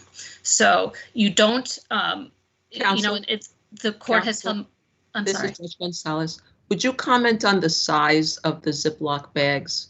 Were these Ziploc bags that you would use to store, I don't know, vegetables in or raisins in? No, Your Honor, they were fingernail sized is how they were described. There's very little use for them. They were the size that's typically used in a drug selling operation. Thank you. Thank you, Your Honor. Just one question. This apartment was a target of the search warrant, the apartment, and what about the individual? Was he a target? I believe that he was, Your Honor. He was. Is there any distinction between his name and his son's name? I don't know. The only time that came up, I don't believe that came up as evidence. That came up when they were talking about the admissibility of an envelope. I don't know that there was evidence before the jury of any of that with his son. It turns out that whether the envelope has his name or his son's name was not very important because it was very clear that it was his apartment. That he was a resident of the apartment. That he was a resident of the apartment. Thank you. Mr. Carney? I'm sorry. Just briefly, Judge. The prosecutor keeps describing this as a drug selling operation. It wasn't a drug selling operation. Drug selling requires both the intent and the ability to make a drug sale. Here, there were just 2 baggies of drug on him, which was equally consistent with something that he would have for his own personal use. The prosecutor said it doesn't matter whether or not they relied on some of them, the residue or the drugs that were on him. But in fact, now on appeal, they argue that the only drugs that were sufficient for the intent were the 2 that he had on him. They've actually conceded that it's not possible to sell residue. That's not a legally cognizable crime. And yet they're relying on that for the duplicity count to say the jury could have relied on that, when now on appeal, they're stating that the only drugs that went to the legal sufficiency point, which we also raised, were the 2 bags of drugs that he had on him. So right there, it shows that it allows for non-unanimous verdicts and one that would actually be illegal under their own concession here on appeal. Any further questions? Thank you. Thank you both. Logan Perez-Guri versus Craig Stephan. May it please the court. Where a contract of sale expressly grants a right to cancel after a specified date or a specified time period, that right is enforced without the need for a time of the essence provision. In this case, there was, I think, a permit that was open. Were those permits closed at the time that the plaintiff terminated the sale? No, Your Honor. And termination was on July 16th of 2019, and the was that a basis for termination? Yes, it was. Would you call it a condition precedent? A condition precedent to closing, certainly. Okay. What about the closing date here? Well, the on or about of this closing date. Your Honor, section 1.15 of the contract defines the scheduled closing date as on or about May 15, 2019. But if you review the rest of the contract, it's clear that the intent of the parties was not that the closing date was on or about May 15th. It was May 15th. There are at least 5 other provisions of this contract that simply make no sense and cannot be enforced if the scheduled closing date as a defined term is an on or about date. For example, section 15.1, if the closing is adjourned due to the untimely delivery of a lien and judgment search, then apportionments are made as of the day preceding the scheduled closing date. Well, how do you have a date preceding an on or about date? So I just to make sure I'm clear here. So there was an on or about date, and then there was an outer closing date, and there were provisions for an adjournment of the closing date, but the aggregate of those days couldn't exceed 60 days, I believe, and in no case could go beyond the outer closing date. Well, Your Honor, the outer closing date, as counsel rightly points out, the outer closing date is a term that we have used as a matter of convenience for the papers here. Yes. The contract doesn't define outer closing date, but it makes it clear. It provides for a maximum 60 days of cumulative adjournments of the closing, and that period of time starts to run from May 15th. And as I said, although it uses an on or about date of May 15th, that section, that on or about language simply does not make any sense in 5 other provisions of this contract, because they run time periods, events that have to take place before the scheduled closing date, or was there time that run from. This is Judge Gish. There was also an alternative outer closing date, which had to do with the expiration of the commitment on the mortgage, the expiration of the mortgage commitment, correct? Well, Section 18 only deals with termination of the contract under its own terms. Mr. Perez-Gurry did not purport to terminate here under Section 18 of the contract. He purported to terminate under Section 16. So that loan commitment... But you're not claiming that the mortgage commitment expired and that therefore he had the right to terminate as well? No, that was not the basis on which he terminated, Your Honor. Okay, thank you. The only other thing I would point out is that if the court finds that the scheduled closing date as a defined term is an ambiguous term, we think that Mr. Perez-Gurry is still entitled to summary judgment, because the clear evidence in the record here is that both parties understood July 15, 2019 to be a deadline, a firm date by which closing had to take place or either party would have the right to terminate. And there are at least 5 emails from defendant's counsel, from defendant's agent, referring to this as a deadline.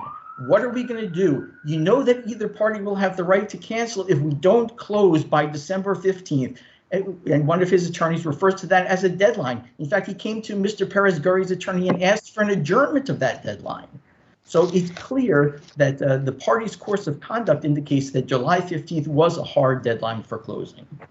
So there are two appeals here, and the time is together on them. Do you want to speak to the issue with the chip in the vent, or do you want to leave that for your rebuttal? It's up to you. All I would say, Your Honor, is that a party cannot perform if he's prevented from performing by his adversary. What amount was Mr. Perez-Gurry supposed to pay toward this damage if Mr. Stephan doesn't come to him and tell him what it's going to cost? And he asked for that information but couldn't get it. Thank you. Ms. Tobio? Yes, Your Honor. The contract described by my adversary is a contract that does not exist. There was no such thing as an outer closing date, whether or not it was a term invented for purposes of the papers. The contract very clearly defines scheduled closing date to be on or about May 15th, 2019, and the closing, capital C closing, is the transfer of ownership of shares and the lease. Now, the provision under which the plaintiff canceled the contract. Counsel, this is Judge Gonzalez. So why were extension letters needed? The course of conduct that the plaintiff's counsel refers to is not the course of conduct that is indicative of a belief or what a contract says. It has to be an extended course of contract between both parties, and he's only pointing to conduct by one side, which occurred over a half-hour period where there's no indication that anyone actually went back and read the contract to see what it actually said. And if contracts were held to mean what people think they mean instead of what they actually say, there would be no certainty in real estate contracts, which we all know is very important. And honestly, contract law would just be a big mess.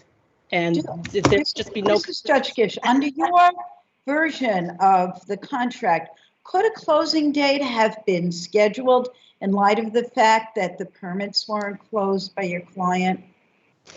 Okay, Your Honor, the contract did not make time of the essence. There is nothing in paragraph 16 under which the plaintiff terminated that makes time of the essence. So Counsel, let me interrupt you for a second. There are plenty of contracts that don't use those words. Time is of the essence. But certainly you will agree that that there was 60-day extra period. That was it. Nothing else was contemplated by the contract, and your client didn't get those permits in that 60-day period. Do you agree with that? I do not agree with that, Your Honor, because the contract doesn't refer to the closing date as the 60-day period. It refers to the closing. The contract says, here's the date, and we can extend it, but no longer than 60 days. Is that correct? That is not correct. The contract doesn't refer to any date in connection with the 60 days. It refers to the closing, which was never scheduled. Oh, time was never made of the essence. So can we get back to my question? Could you have scheduled a closing when you didn't close out the permits under this contract?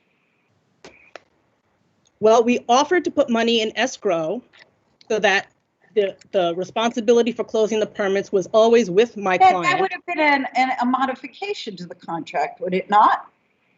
Yes, but the more important thing here is that if plaintiff I'm asking you to answer my question, which I think is pretty important. Could you have scheduled a closing date without closing out those permits under the contract as it is written?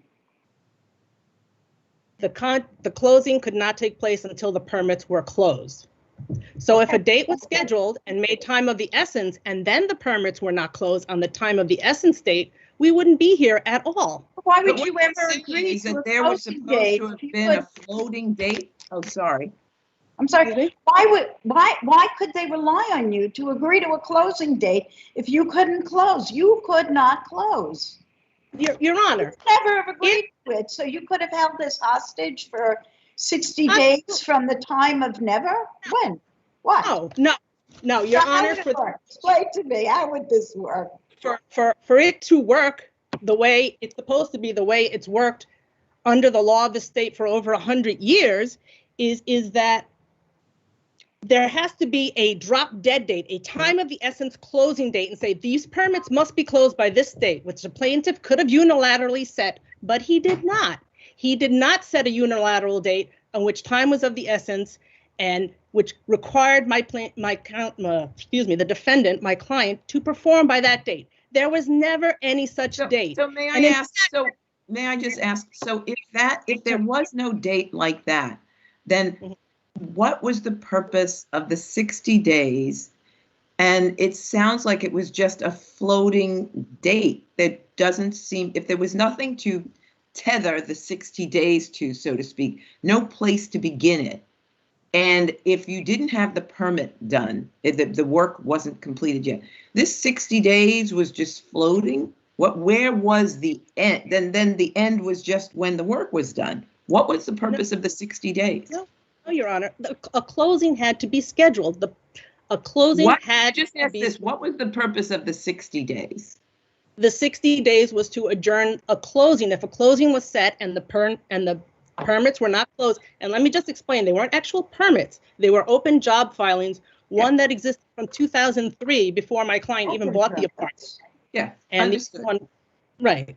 So you're saying that this contract anticipated further negotiations for a closing date?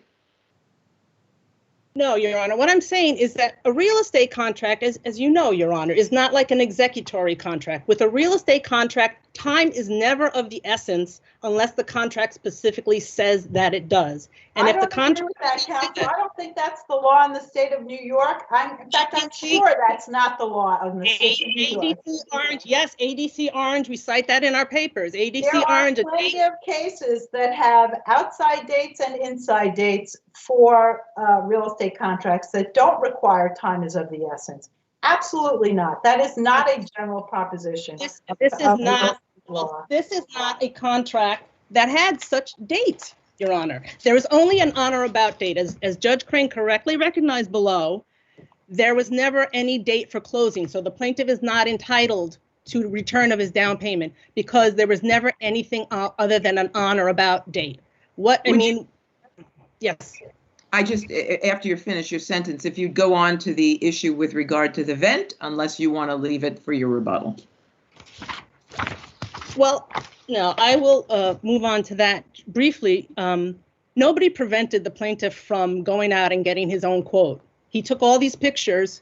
Well, what would the purpose of getting his own quote be if it had nothing to do with what was in the head of the person whose property it was? It was still the owner's property, and he asked the owner, and the owner never came up with an amount. What was he to do? He seems he wanted to pay. Nothing in the contract puts the sole responsibility for obtaining a quote to fix the custom-made millwork on the defendant. Does that mean that you would accept whatever amount they came up with? How was he supposed to? No, he could have made an offer. You know, counsel, this is Judge Gonzalez. This is Judge Gonzalez. Honestly and truly, looking at the photograph, I don't even know why this is an issue before us. It looks like a small claims court issue.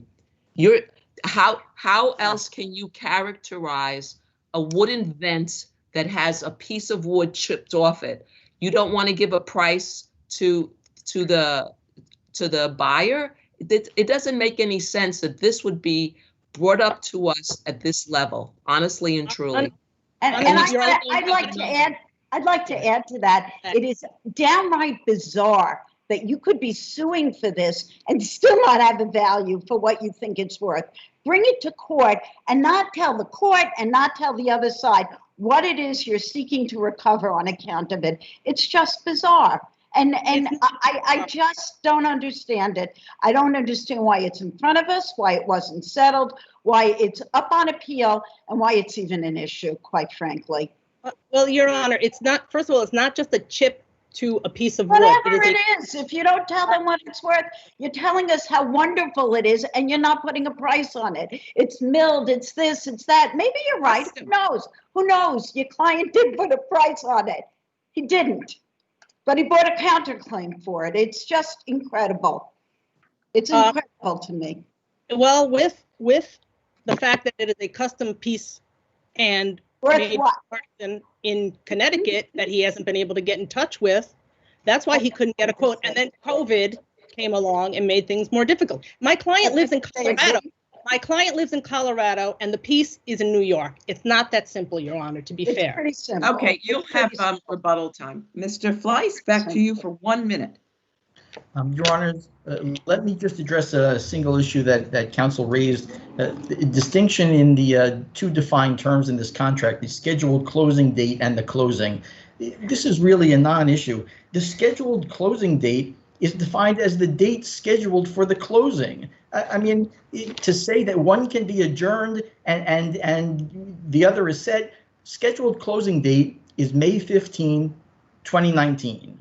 Okay, that date can't be changed because there are other provisions in this contract, which, for example, in paragraph 15, which set apportionments under certain circumstances. Apportionments are made as of that date. That date is May 15th, 2019. It doesn't change. It can't be adjourned. It is May 15th. The closing that's scheduled to take place on that date, however, can be adjourned. So the scheduled closing date is the initial closing date set under the contract. The closing can be adjourned to a later date The seller has up to 60 days to adjourn it if he needs to in order to close out the permits, but there's no distinction here. Thank you. Ms. Tobio, back to you. 1 minute. There is absolutely a distinction there. I mean, a contract has to be interpreted so that each of its terms has a separate meaning. And actually, paragraph 15.1 doesn't support the plaintiff at all. It supports us because it's much easier to tell something happened before an on or about date than to say that you're going to be in default and lose your contract deposit and lose the contract deposit on 60 days after an on or before date that is mentioned absolutely nowhere in the contractual provision that was relied on to terminate the contract. There is no outer closing date. And thank you. You can finish up your sentence. Yeah, I would like the court to take a look at ADC Orange, the case cited in our papers, which specifically says a date, even in a contract for the purchase of real estate, a date mentioned in the contract doesn't mean that anything actually has to happen on that date. It's not a firm time of the essence date. There's only two ways to make time of the essence. The contract either has to say it, or one of the parties has to give unequivocal notice that there is a certain date. They have to be ready to perform, and if they're not, they will be in default. That never happened here. We just got blindsided on July 16th with the termination of the contract, and that's not the law. Okay. Thank you, Your Honor. Thank you. Thank you both. People versus Jeffrey Joseph. Good afternoon, Your Honors. Victorian Wu, Office of the Appellate Defender, on behalf of Mr. Joseph.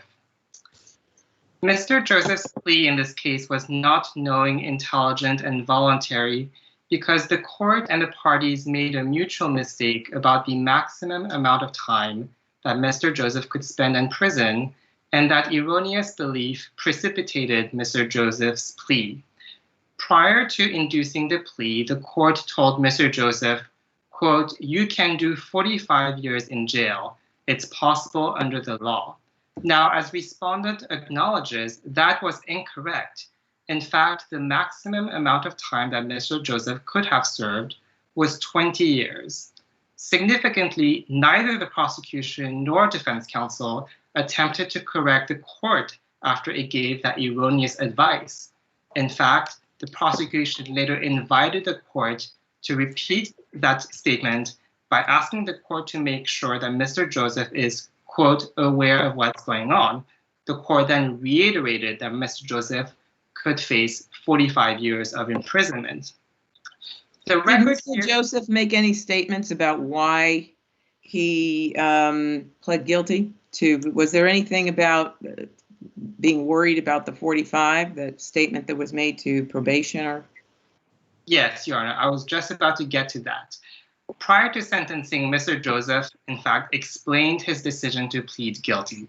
He told probation that he, quote, pled guilty because he does not want to get 45 years in jail. That's on page 3 of the PSI. And that statement makes it crystal clear that the court's erroneous advice was the decisive factor that prompted Mr. Joseph to plead guilty on the 11th hour at the last minute, right before jury selection was about to begin, and after he had previously rejected the same offer that Justice Opus had made to him. So on this record, this is Judge Gonzalez. Your adversary says that your argument is unpreserved. How does that impact on what you're saying? So the claim was not subject to the requirement of preservation because Mr. Joseph did not have the ability to raise this issue on his own. The record shows that the prosecution, defense counsel, and the court all operated under the same misapprehension. And both the Court of Appeals and this court have recognized that when a defendant is not aware of or otherwise put on notice of the court's potential error, preservation is not required. And so in this sense, because everyone shared the same mistake up until the very end of the case, at sentencing, in imposing sentence, the court again told Mr. Joseph, you could spend 45 years in prison. And again, no one corrected him. Under these unusual circumstances, preservation was not required. So that poses no barrier for this court to reach this question as an issue of law. And as I've stated in my reply brief, reversal is also warranted in the interest of justice because this case makes it clear that everyone was completely confused. This raises a doubt as to the proper functioning of the court system, and this court should bear that in mind in reviewing this issue. So, Your Honors, for all those reasons, it's clear that the court made an error when it told Mr. Joseph, you can do 45 years in jail, when in fact the maximum was 20 years. There was a huge difference between 20 years, the actual maximum, and 45 years, which was essentially a life sentence for Mr. Joseph. He had been very reluctant to plead guilty, and his statement in the PSI clearly demonstrates that the court's mistake was what prompted him to plead guilty at the very last minute. On this record, this is Judge Scarpula. How do you distinguish the Second Department's case in People versus Leisure? So in that case, and several other cases that respondent cites, I think that the court there was talking about the omission of discussing Penal Law 7030. So well, in isn't this that case, what happened here? Because he could have, that application of that statute is what changed 45 to 20, correct? Correct, Your Honor. But I would. Isn't that exactly what happened here? The court didn't apply that statute to the 45 to bring it down to 20? So I think there's a difference between omitting discussing 7030 and here the situation where it's an affirmative representation from the court about the amount of time that Mr. Joseph would realistically spend in prison. I mean, the way the court put it, you can do 45 years in jail, conveys to Mr. Joseph that that's what the court believed the actual prison sentence would look like. So this is not a case where there's an omission of Penal Law 7030. Instead, it's a case where there's an affirmative and incorrect representation, one that was endorsed by both the prosecution and defense counsel that precipitated a plea. So on this record, I do not think that you can say the plea was knowing, intelligent, and voluntary. And for that reason, the plea should be vacated and a case remanded for further proceedings. Thank you. I think you said Judge Obis. This was Judge Hong, wasn't it? Yes, the same offer had been made by Judge Obis, but that was rejected by my client, Mr. Joseph. And then Judge Hong extended the same offer, and he was the trial judge who unfortunately made the mistake. Yes. Okay. Thank you. Thank you. Mr. Tarbutton? Yes, Your Honor. Good afternoon. Yes, ma'am. Tarbutton.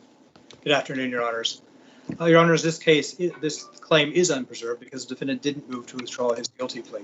Now, How is he supposed to know? How is he supposed to know when neither the judge nor either counsel said anything? How could he preserve it? Well, Your Honors, his argument essentially is based on the fact that his allegation that counsel didn't know about 7030, but there's no reason to infer that from the record here. The argument that defendant presents as well, counsel evidently didn't know because didn't step up and object, or didn't advise him about 7030 in the plea colloquy, but the court has no duty to advise the defendant about 7030 in the plea colloquy. That omission was not an error. There was nothing for counsel to object to. So you certainly can't. So let's say we reach it in the interest of justice. Then what? Then, in that event, Your Honor, the defendant's claim is meritless. He isn't entitled to relief. The court here was not obliged to explain the consequences of 7030 plea consequence, and that's even if the court had explained his maximum sentence, aggregate sentence exposure, because that's what happened in People versus Murray. That's what happened in People versus. This is Judge Gonzalez. I have to say that I'm a little concerned about the import of what you're saying, because during an allocution, it's really important that the defendant understands what he or she is facing and what he or she is giving up.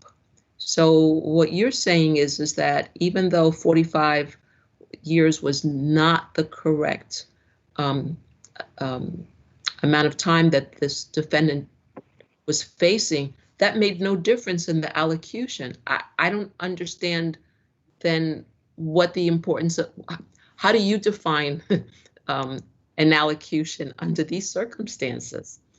Sure, Your Honor.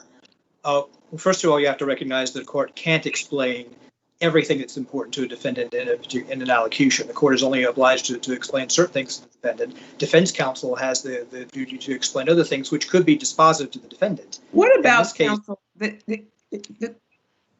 The sentence is usually something that's pretty important, but in this case, as counsel has said, there was I'm not going to use the right word, but 3 times the court said, oh, 45 versus 10, 45 versus 10, 3 different times at least.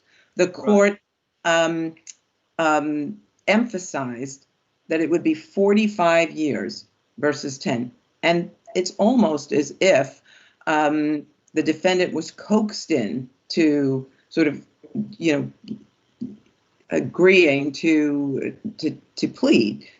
And it was because it was the 45 versus 10. He was totally misunderstood what the time factor, or the time he faced, actually was. Does that make a difference that in this case there was those articulations by the court?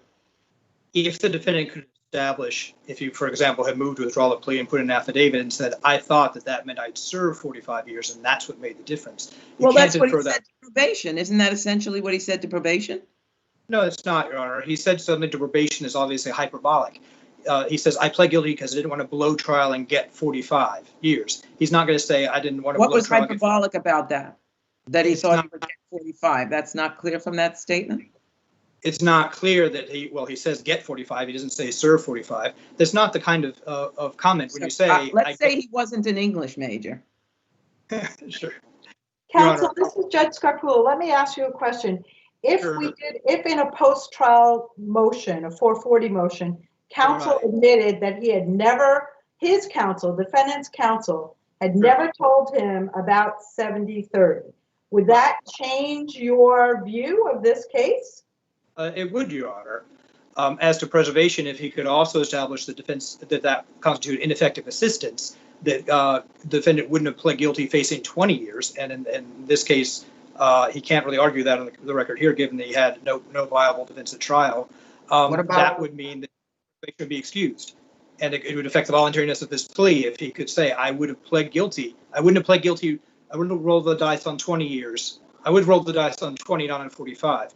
But here, where he didn't plead guilty when told he's exposed to 45 years. He only pled guilty after the Sandoval litigation when he heard his attorney say that he had no defense to any of the burglary charges. The defense was going to focus on the sex abuse charge, and the defendant was separately charged in a separate count with burglarizing the building the sex abuse victim's apartment was in. So he's liable, even if he succeeded in his trial defense, he's still liable for all 3 consecutive burglary counts. He was still looking at getting that serving that 20 years.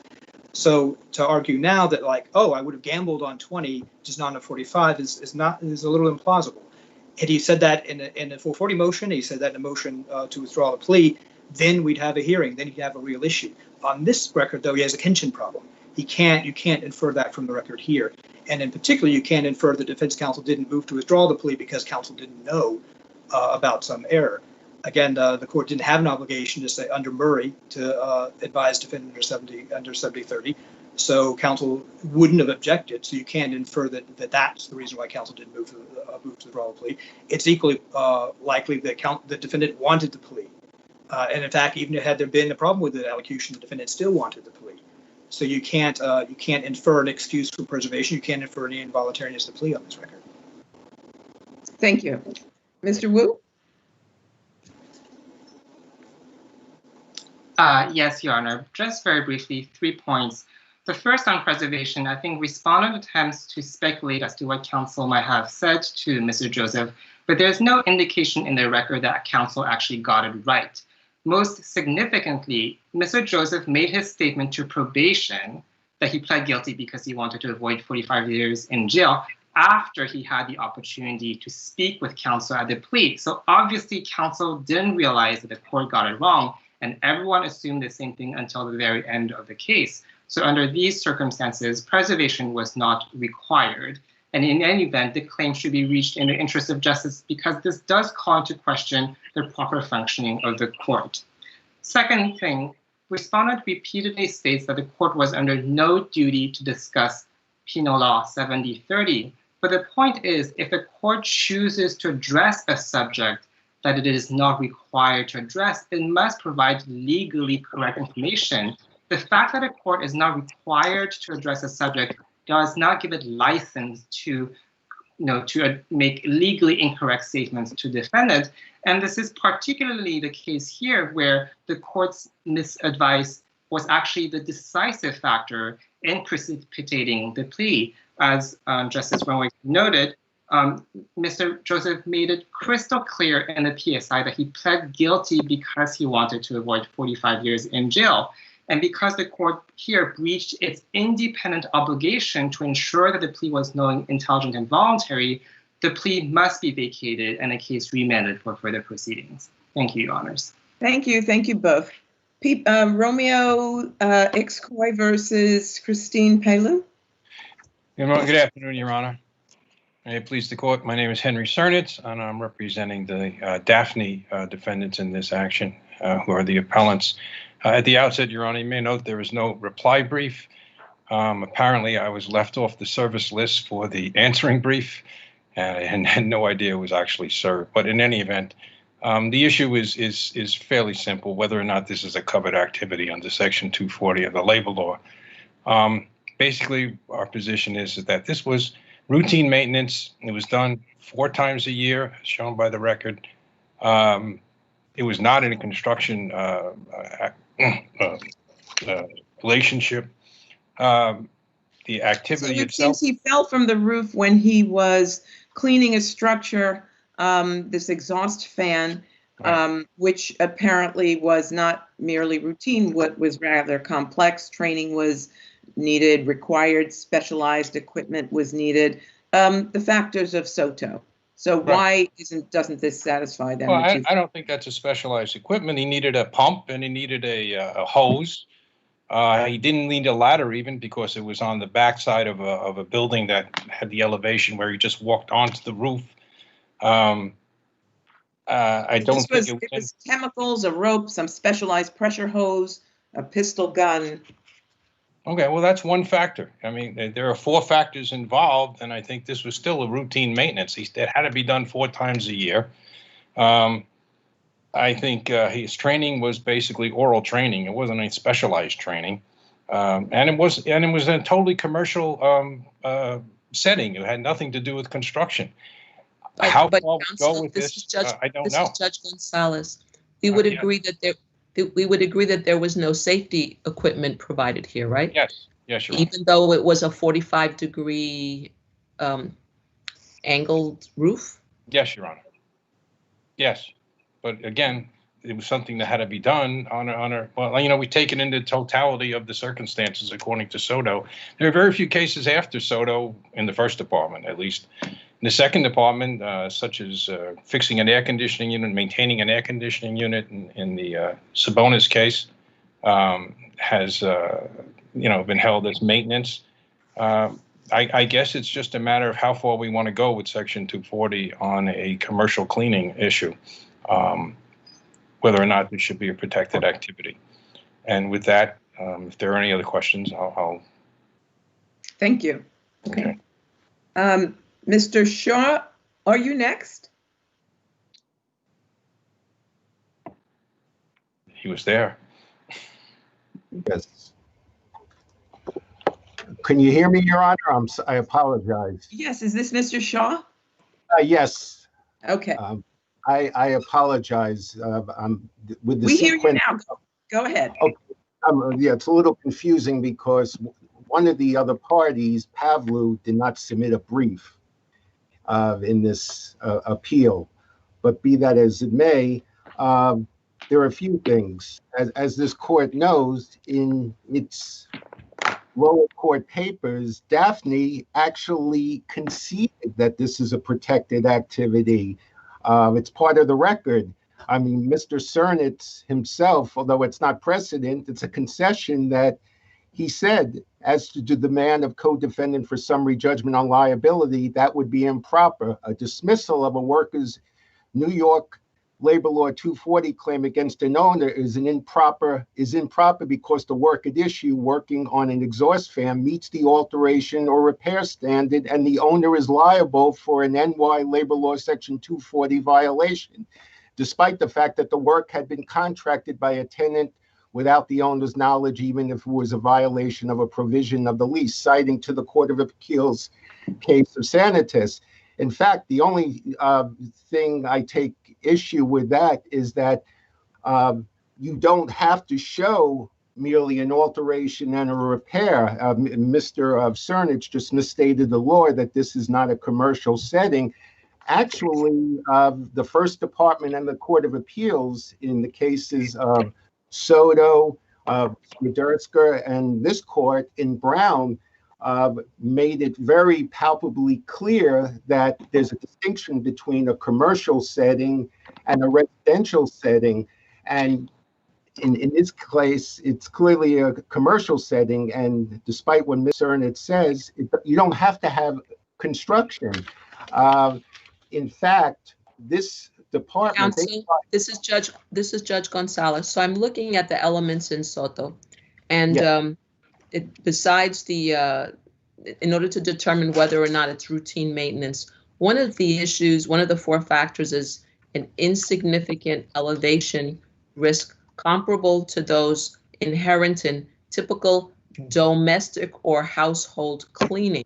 How does that correlate to what your adversary is saying, which is that this is simply routine maintenance? I'm happy you brought that up because counsel said that he did not need a ladder, that it was not a height requirement. In fact, my client had to be on a 12-foot pitched roof with a 45-degree angle, which is actually a violation, even though it's a self-executing statute 240, it's a violation of 1.24 of the code. Not only were there no safety lines, no safety devices whatsoever, there were no roof brackets, in gross contravention of 1.24. And this was clearly not routine maintenance, as I think Justice Renfrew in this case, this did involve extensive training. They had to use chemicals. They had to, and involved significant hoisting of a rope, and then they had a power wash. And in fact, I did not mention in my brief, besides the cases I said, that you don't even have to show window washing as to be within the ambit of a commercial protected activity. You can have cleaning of ducts, as in the Kapovic case. But there was another case in 1997, which is still good law in this department, Fox v. Brosman, B-R-O-Z-M-A-N, 266 AD 2nd 97, 698 NYS 2nd 654, still good law, and in this department and in the Court of Appeals. In that case, the plaintiff and the worker was power washing a canopy, and the court specifically said that that is a protected activity. In that case, he was on a ladder and he was power washing the canopy. It's clearly the same set of facts. It was not routine maintenance. Routine maintenance would be, yes, in Soto, the court clearly said commercial is a protected activity, but in Soto is much different, Your Honor, as you know. All the person was doing was got up on a ladder or an elevated structure and was just merely dusting the shelves. This case is clearly much different. This involved extensive training, and this involved tools, and this involved hoisting equipment that they had to hoist the hose up to with a hoist up to the 12-foot roof, and clearly it falls within the ambit of Soto. It's commercial, and thank you. Thank you. You didn't ask for, Mr. Cernich, you didn't ask for time. Is there another party here? Yes, hi, Your Honor. Thank you. Aaron Schlossberg. From Appellate? That's correct, Your Honor. And it's actually— You didn't file a brief. You know, I think I gave you time in error. You're not entitled to argue if you didn't file a brief. I understand that, Your Honor, and I appreciate you giving me the Well, I ability guess what to I'm saying is appear I here. did that in error. Okay. I did that in error, so I'm not going to give any time. It wouldn't be fair to the other parties. You didn't submit. Can I a brief. mention one thing that does not have to do with the arguments in the briefs? It's just a procedural matter. Really, it's not. No, I think we've heard enough. Thank you. Thank you, Your Honor. I apologize for that. Thank you, Your Honor. For the oversight. Next case is Garces versus Windsor Plaza. Yes, good afternoon, Your Honors. This is Anthony DiStefano with Morrow, Lilling the party for the defendants appellants. I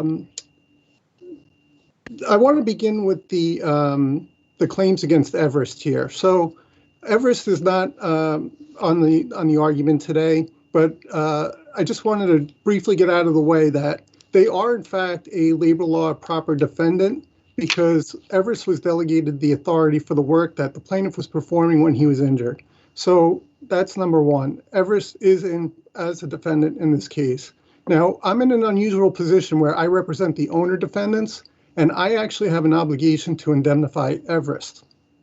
And the reason why we believe that the trial court erred is because not only is did the trial court believe that Everest's motion for contractual indemnity was unopposed, which it wasn't. We did submit papers, but the court also overlooked the fact that the contract that Everest put into the motion papers was not authenticated.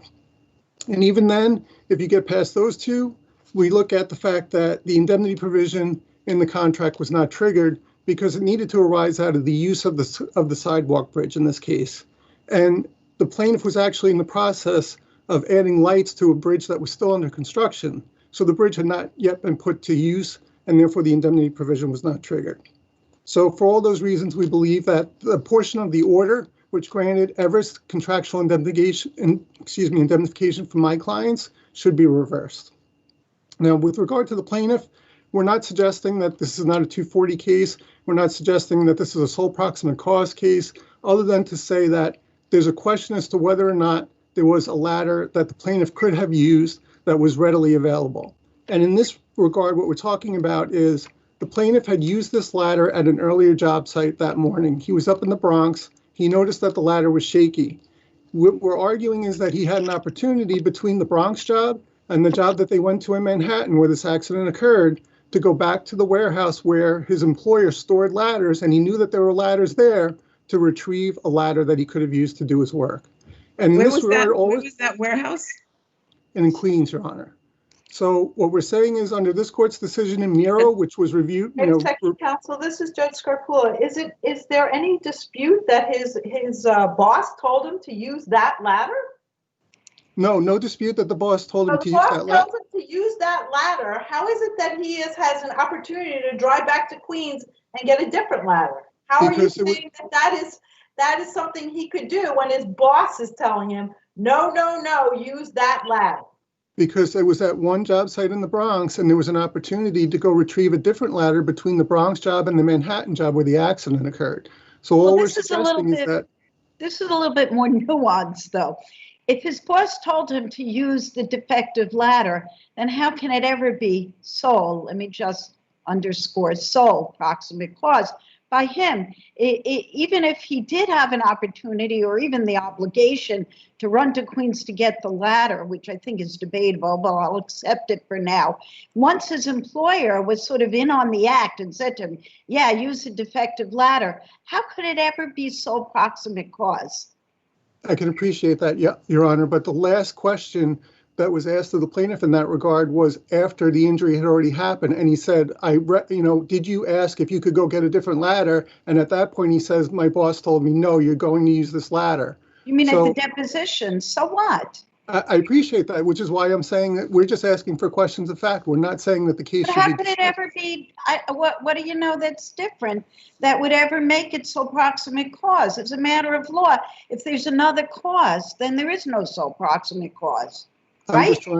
Yes, Your Honor. I'm just drawing a distinction in time between the Bronx and Manhattan. That's all I'm saying. And again, looking at Miro and looking at Masulo from this court, There was opportunities to get a replacement ladder there, and we don't know that it would have significantly delayed the completion of the sidewalk bridge, because in fact, when they arrive in Manhattan, they actually had to wait a little while for Everest to continue to do its work before they could go on and do their work. That's all I'm suggesting, Your Honor. Oh, thank you. Thank you. For the respondent? Good afternoon. May it please the court. I'm a little bit confused because with regard to the appellant saying he's not arguing sole proximate cause, 240 isn't a contributory negligence statute. So then what are you arguing? Essentially, what we have going on here is that the appellant is arguing that the plaintiff should have undertaken this theoretical endeavor to go pick up a ladder in Queens after his boss told him no, and he was driving a truck that his boss was in that was the property of his employer, and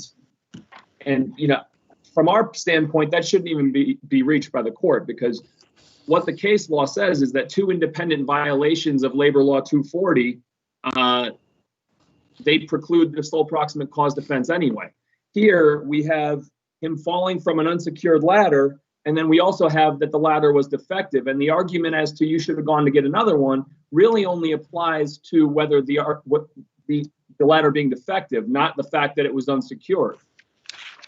And as I think that this court said it best in the White case, which we cited in our papers. It's White versus Steinway. The plaintiff cannot be the sole proximate cause where the ladder is unsecured and no other safety devices were provided.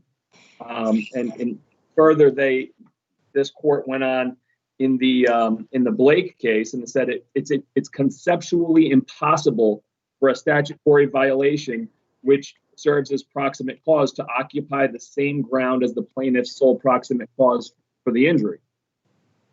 So it's our position that the court shouldn't even reach the issue of whether or not he could have gone to get another ladder, because there are two independent bases for the 240 case, and only one of them is reached by that argument.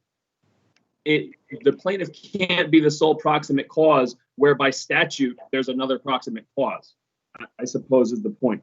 And just to address the cases cited by the appellant, in Miro, the plaintiff testified that he was not supposed to work on a defective ladder, and if he had asked, they would have sent him a new one. So that's clearly distinguishable from a situation where he asked for a new ladder and the guy said, no, get back to work. Marsulo, the court found an issue of fact based on plaintiff's testimony that he needed, if he needed any equipment, he could have called and they would have delivered it that day or the next day. Again, that's distinguishable from a fact where his supervisor affirmatively told him, no, get back to work. Once the plaintiff asked for a new ladder and was told no, the sole proximate cause argument is over. Thank you. Any further questions? Thank you. Mr. DiStefano? Yeah, just as to that again, all I'm doing is trying to draw a distinction in the time. When he's at the Bronx job, undisputed, if he would have fell at that job because he asked for a ladder and was told no, then I would absolutely not be arguing that it was sole proximate cause. All I'm saying is there's a gap. There's a gap from the Bronx to Manhattan and an opportunity to get an appropriate ladder. And that's all I'm suggesting, Your Honor.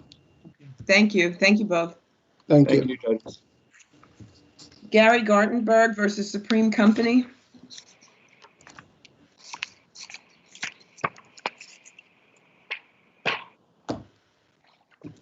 Mr. Gartenberg. I'm sorry, not Mr. Gartenberg. I apologize. Mr. I'm sorry. Yeah. I cut out for a second. I'm sorry. I think I'm back now. Okay, yes. Well, may it please the court. Your Honor, the trial court erred in denying summary judgment in this matter as to the trivial defect issue, because as a matter of law, if a defect is non-actionable, if the defect is physically insignificant and the surrounding circumstances do not increase the risk that it poses. Here, the trial court would have. You just cut off for a minute. You were talking. I'm sorry. Okay. Here, the trial court found that alleged moisture on the platform would be a factor in the trivial defect analysis of the chipped portion of the platform. Appellants argue that the alleged moisture on the platform did not increase any risk that these chips posed because the chips were so physically insignificant themselves that they didn't pose any danger. We have an expert Counsel, wasn't there an expert report that actually disagreed with your argument here? There were opposing expert reports, Your Honor, and our expert. Doesn't that just raise an issue of fact? And aren't trivial defect and even more, aren't trivial defect cases almost always issues of fact? Yes, I believe there are issues of fact. Our argument is that the facts here show that the surface of the platform being flush and the basically insignificant chips that show that the actual counsel, this is Judge Gonzalez. There's a discrepancy as to the size of the chips, as to the size of the hole. The plaintiff alleges that there's a 1-by-1 hole, and the experts, for some reason, do not concur as to the measurements of the chips or any kind of hole. So that by itself, I'm in agreement with my sister colleague. Isn't there an issue of fact automatically? How can we decide this on paper? As it goes to the discrepancies in the size of the chips, I don't think that there's any way for the court to make a determination. There are pictures in the record which show what the platform looks like. I know it can't make a measurement based on those pictures, but that would just have to rest on the testimony of the experts. And I do understand that there's opposing expert opinions on that issue. In terms of the lost income issue, the plaintiff had submitted or produced 1099s from Liberty Mutual and also some W-2s for the 2 years prior to the incident, W-2s for the plaintiff individual. We don't have any documents that show actual lost earnings of the business. The 1099s just show what Liberty Mutual insured's basically revenue from Liberty Mutual insured to the business. That does not mean that from year to year, the actual business either lost any earnings or didn't make any money. If the business brought in $1 million of business and 15% of it was from Liberty Mutual, and then the next year it brought in $1 million worth of business and 0% were from Liberty. Those documents aren't enough to at least create an issue of fact that they were deriving or that his company was deriving revenue from Liberty Mutual in the past. I mean, we know Liberty Mutual terminated him. That we know, right?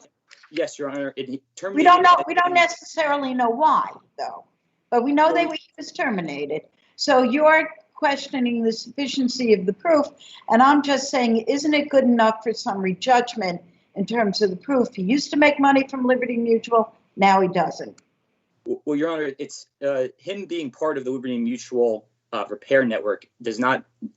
Either part of it or not part of it does not mean he can't make money from Liberty Mutual Insures. He's just not an in-network auto repair shop. But Liberty Mutual Insured could still go to the shop and get repaired, and Liberty Mutual. So maybe so, but isn't that issues for the jury? I mean, how could we sort that out on summary judgment?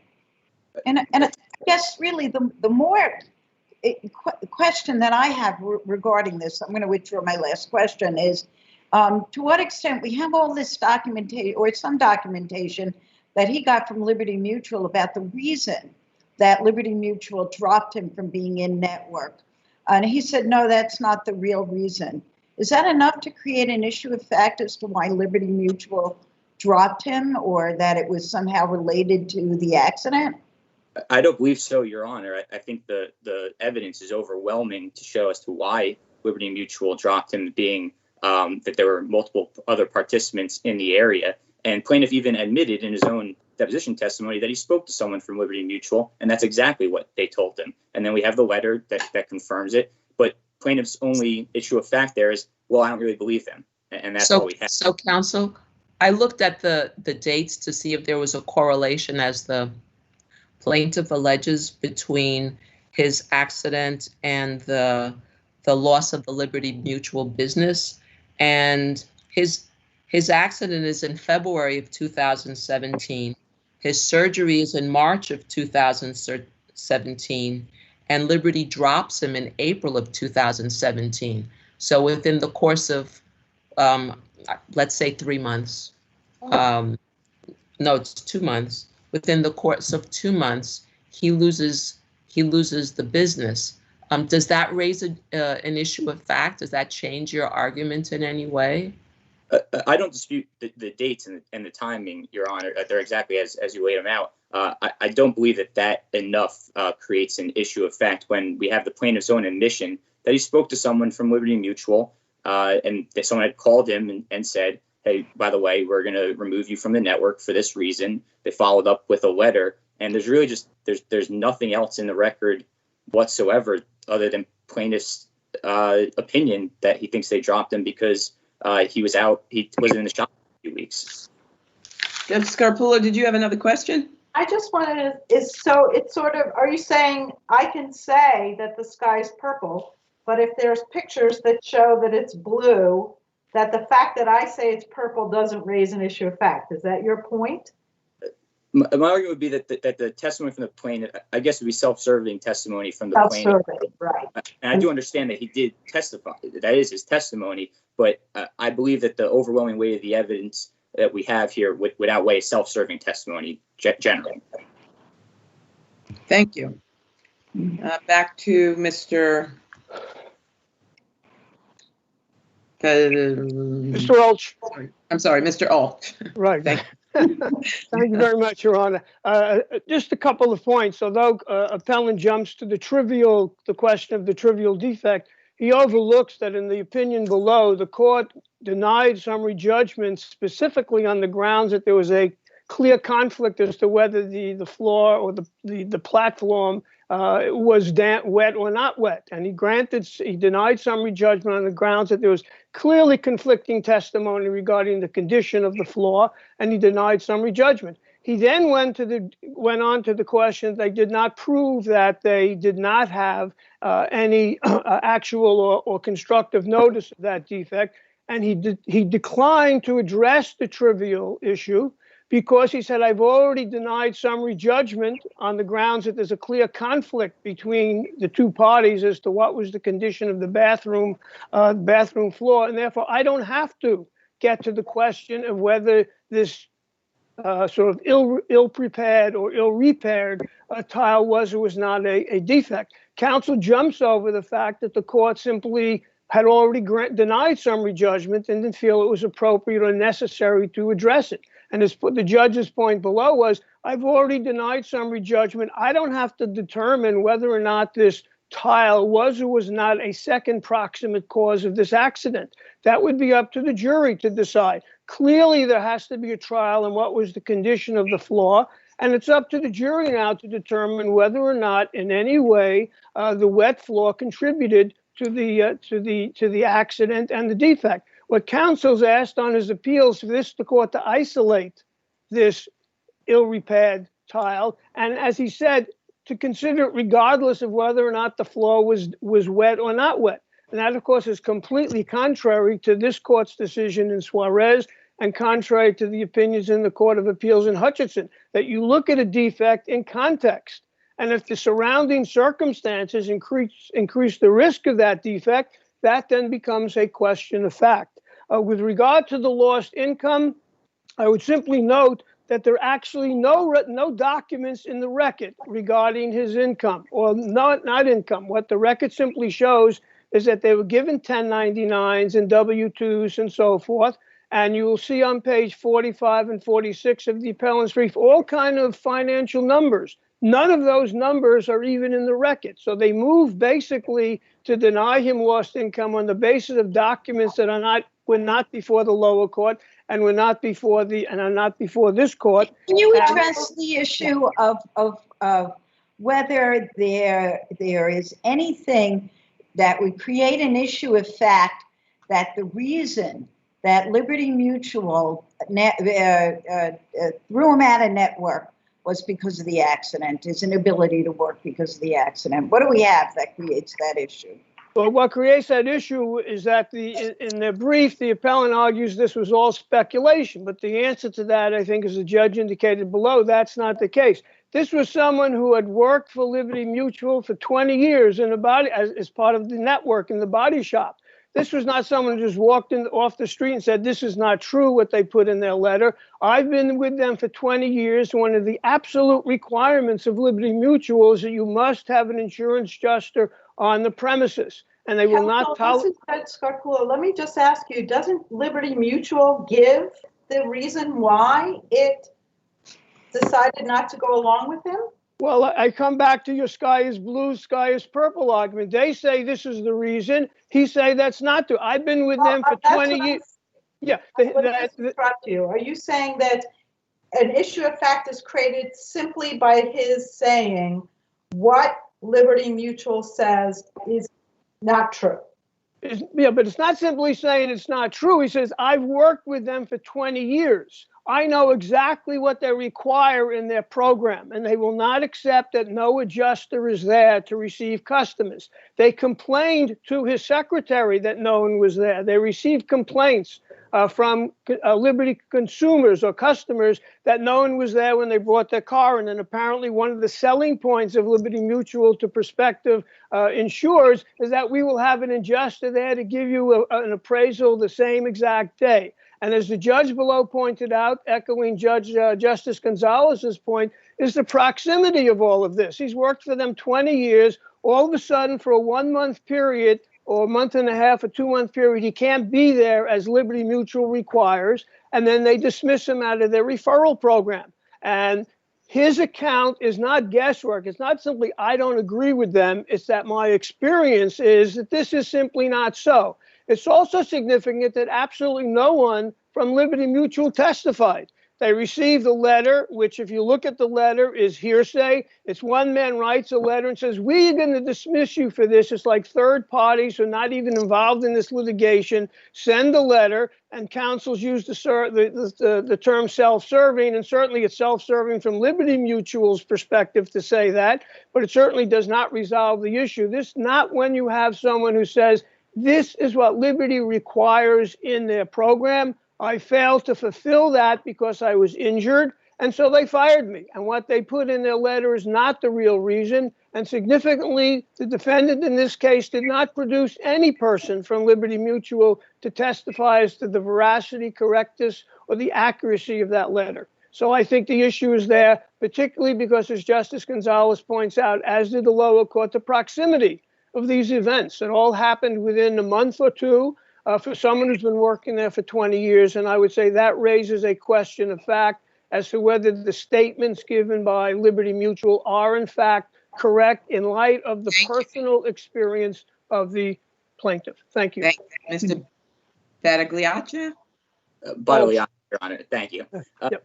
As to the letter, this letter was not something that was sent later on in the litigation by Liberty Mutual to give an explanation. This was sent contemporaneously. This was in April of 2017 letter. It was sent contemporaneously with the conversation that plaintiff had with a Liberty Mutual representative, and this was the document. You got that?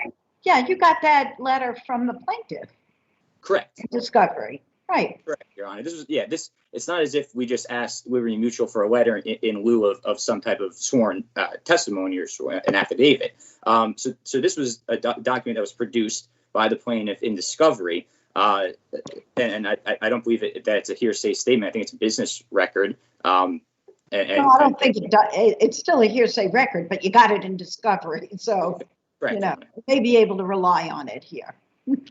And just one other point on the loss of earnings, and I think I made this point earlier, is we don't have anything to show what the plaintiff's earnings were after the date of the incident. So he hasn't provided anything that would give anyone the ability to reasonably calculate. On summary judgment, your affirmative burden is not to point to the gaps in their case. You have to affirmatively show that not that they're unable to prove, but that you have to satisfy your burden as to why not. So their failure to prove lost earnings can't be a basis for you to get summary judgment on lost earnings, is all I'm saying. Thank you. Thank you both. Thank you. Thank you very much, Your Honor. You're welcome. Neiman Nix and DNA Sports Performance Lab against Major League Baseball. Good afternoon, Your Honors. Can you hear me? Yes. Okay, wonderful. Your Honors, my name is Paul Golden. I'm representing the appellants in this case. Basically, if you're going to seek to dismiss a defamation cause of action on paper alone, you've got a very, very heavy burden. You've got to really prove that everything that was claimed in the press statement is true. Well, all they've done in this case is produced a statement from an attorney, not an affidavit from the client, which has no detail, no explanation, just basically trust me.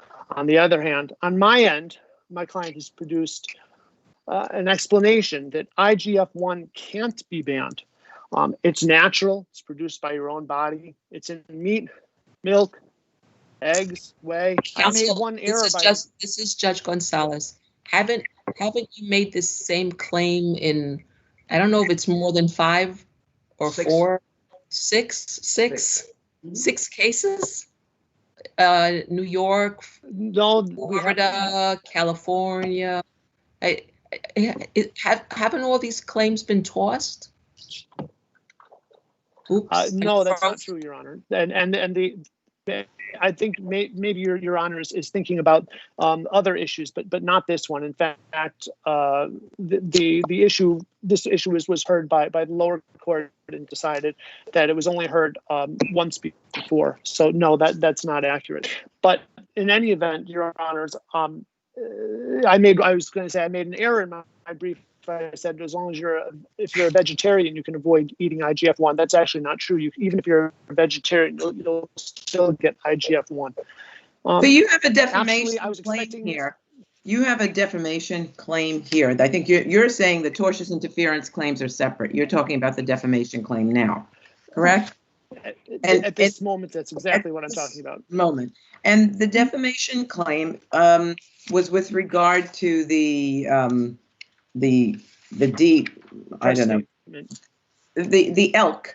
elk antlers issue, and whether or not it was. I'm sorry. Well, I'm sorry to interrupt you, Your Honor, but it was the press release concerning the claim. Right. You had made a statement, though. You had not made a statement that you had brought a claim, and in your complaint, and it said that it was the growth factor IGF-1. It was a bioidentical insulin to that, and then they came out and they said you admitted to selling products purportedly containing the banned substance IGF. And the question was whether or not that was truth to that their statement was not merely, that was not defamatory, but whether or not it was something that you had said. It was factual. So, Your Honor, there's 2 aspects to their press release. One aspect of it was that my client was admittedly selling products with the IGF-1. That part's not really in contention right now. The part that's in contention is, did Major League Baseball ban it? My client says absolutely not. They produced no affidavit indicating that it was banned, and as my point in my brief indicated, it's in meat, it's in milk, it's in eggs. Every player, every person on planet Earth has consumed products with IGF-1. Therefore, it can't be banned. It just simply can't be banned by MLB. Now, my adversary, actually, I have to admire him. He didn't try to deny it. When push came to shove, in a footnote in his brief, he indicated basically, yes, you're right. It's not always banned. It depends. It depends on this. It depends on that. It can't be banned. You're right. So that's fine, and I appreciate that. But the admission leads to further questions like, when is it banned? Is it ever banned? Who decides if it's banned? We're too early in the case to decide absolutely positively for real that it's absolutely banned. And if it's not banned, then why are they making these claims in press releases and in effect trying to either put my client out of business or seriously damage his business and telling the whole world, well, you're selling products that violate the MLB standards. First, we have to decide, is the ban real? As I indicated in my papers, it just can't be real. There can't be a ban against all IGF-1 products. It's impossible. And when I can't ask the question of my adversary, but if I were allowed to, I would just ask the question, in what context is it banned? When is it not banned? And why do you make these statements it's banned? And where's your evidence that it's banned when you don't have an affidavit? Certainly they have a listing of it being on 100 different things that are banned, but it can't be taken seriously. I'm going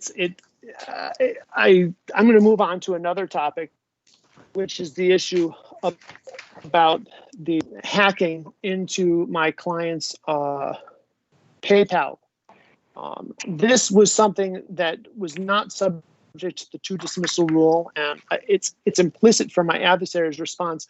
They admit that it's not really subject to that rule. The only thing that they're claiming is, well, re judicata applies to it because you decided not to pursue it before. Well, it wasn't. They're trying to say it's all part of the claims and that were in the issue that concerned social media. It doesn't. It's completely different. One issue is social media is a completely different issue from PayPal. One issue is about whether how you advertise your company and how you promote your company. The other one is about trying to hack into my client's ability to collect money. Counsel, this is Judge Scarpullo. Wasn't the claim that hacking of social media accounts? There was a claim. Wasn't that your claim? Social media. So you're saying hacking, so there was a claim of hacking. You claimed that you were hacked, your client was hacked. So you're saying that's not covering all hacking, only Instagram and not PayPal? That's absolutely right. And let me also add that I don't know when the PayPal was hacked into, who hacked into the PayPal, under what circumstances. All that was addressed previously was a totally separate hacking. But the hacking was you're saying the Facebook hacking and the YouTube hacking was so absolutely unlike and different from the PayPal hacking that they couldn't have been brought at the same time?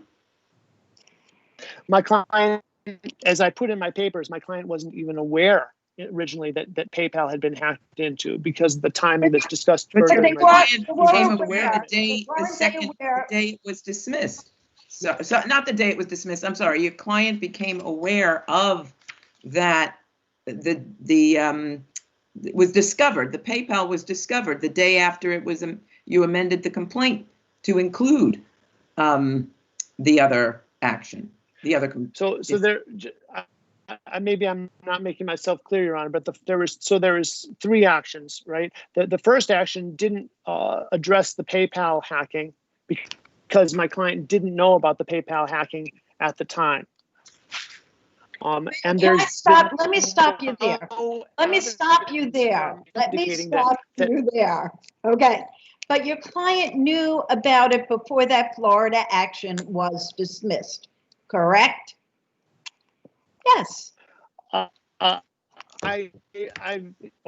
So even if he didn't know, he didn't know about it. I didn't ask you even if. Really the You issue. can get to that. Just answer my direct question. He knew about it before the claim was dismissed, right? That may be true. You believe Okay, so. if that's Okay, true, I'll accept that. Now, even if. Now you can argue your even if. Go ahead. well, the rule under 3217 is clear, and if my client didn't have two voluntary dismissals of it, then he is allowed to pursue it in a later case. With respect to the hacking, my claim is, we don't, since the defendants, we haven't done any discovery on this yet. We don't know in what way, how, who, in what manner the hacking was done. And so why are you suing them if you don't have any information? Well, of course, Your Honor, I'm just handling the appeal. I believe there is a good deal of information. Further, there is some evidence that it was done. That's in my client's papers. Ultimately, your papers say that attorneys were hacking into your client's account. Did you know? Did you have that information before the Florida state action was dismissed in November of 2014? I have to recheck as to when precisely my client found out about the hacking. I know it's in my papers in one place, but the issue really has to be is not when he found out about it after he filed the action. The question is if he knew about it when he originally filed the action. But Your Honors, my position is it doesn't really matter to some degree when he found out about it. The question is, these are two separate issues. One is focusing on social media, and the other one's hacking into his ability to collect money.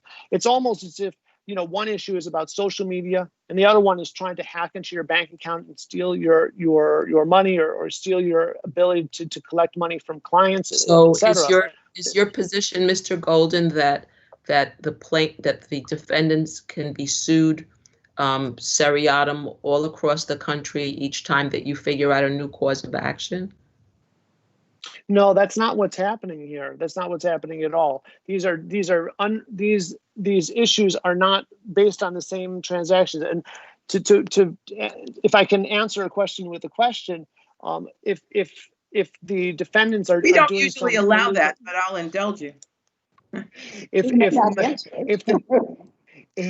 the defendants are taking actions that are ruining my client's business, but he doesn't, because of the manner in which they do it, it's hidden, and he doesn't find out about it until later, is he then barred from seeking relief on it simply because the defendants claim, oh, it's all the same thing? How do I know it's all the same thing? Counsel, the answer to that is, if he has an action pending and he doesn't include it in that action pending and just lets it float out there and then discontinues that action twice more, yes, he's precluded.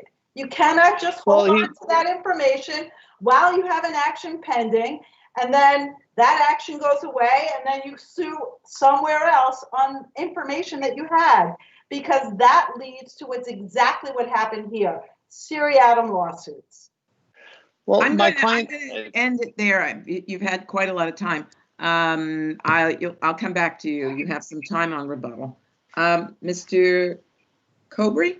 Cobry, yes. Thank you, Your Honor. I may please the court. If I may, I'm going to address the various points that counsel raised. I just wanted to start by indicating that Your Honors are exactly right, that this is a serial litigant, if you will, that he's filed at least 6 lawsuits against Major League Baseball and those associated. At least 5 of them arising out of basically the same conduct. I'll get to the defamation one second. Almost all of those have been dismissed either voluntarily or by a court. I just want to quickly note that the judge also in the Northern District of California, in the case that we referred to the court, in describing this, the judge described DNA, the appellant here, as being on a vendetta, a crusade, and a campaign of harassment. And this is exactly to Your Honor's point. says a campaign of harassment amounting to a string of suits against the league and others characterized by a dismissal followed by a new suit in a different venue with a slightly new cause of action challenging the ban. Exactly what's actually happening to us in this case, and exactly why the case is appropriately dismissed. If I may, I just wanted to address on the specific points that were raised. First, as to the question of the truth of the statement is absolutely true. And Your Honor was correct, actually. The 11th Circuit, it was actually, and also the Southern District of Florida have pretty much expressly resolved this issue, while not binding, certainly persuasive. In a case involving ESPN and some of the networks, the 11th Circuit said the following, and by the way, Mr. Nixon, DNA were making the exact same distinction between natural versus synthetic. The 11th Circuit rejected that, applying New York law with exactly the privilege that we're talking about here and assessing truth. And the 11th Circuit said, although appellants seek to distinguish between natural and synthetic IGF, the Major League Baseball's list does not make such a distinction. I go on. It says the statement at issue simply combines these two facts. The district court correctly concluded, based on this information, that the appellee statements were substantially correct and fell within the protection of the fair report privilege, again applying New York law. By the way, in terms of this case, you produced evidence or the list of banned substance by Major League Baseball. It wasn't just out of an attorney's mouth that this was banned by Major League Baseball. You actually had a list. In the record, R126 to 128 is actually the joint collectively agreed list of prohibited substances between the Players Association and Major League Baseball. And again, what's misconstrued by the appellant is this was done under 3211A1, which was not one that typically calls for affidavits, but actually calls for documentary evidence. You're right, Your Honor. We didn't just come up with it. This was actually collectively bargained. And what was essentially said was, what was admitted was that he has this substance in his products. That's exactly what came out of it at the paragraph 40 of the lawsuit. And two is that that substance, IGF-1, is a banned substance. So nothing false there to it. It's true. And if anything, we would fall back on the privilege which allows it to be substantially correct. Because it's the context of a litigation.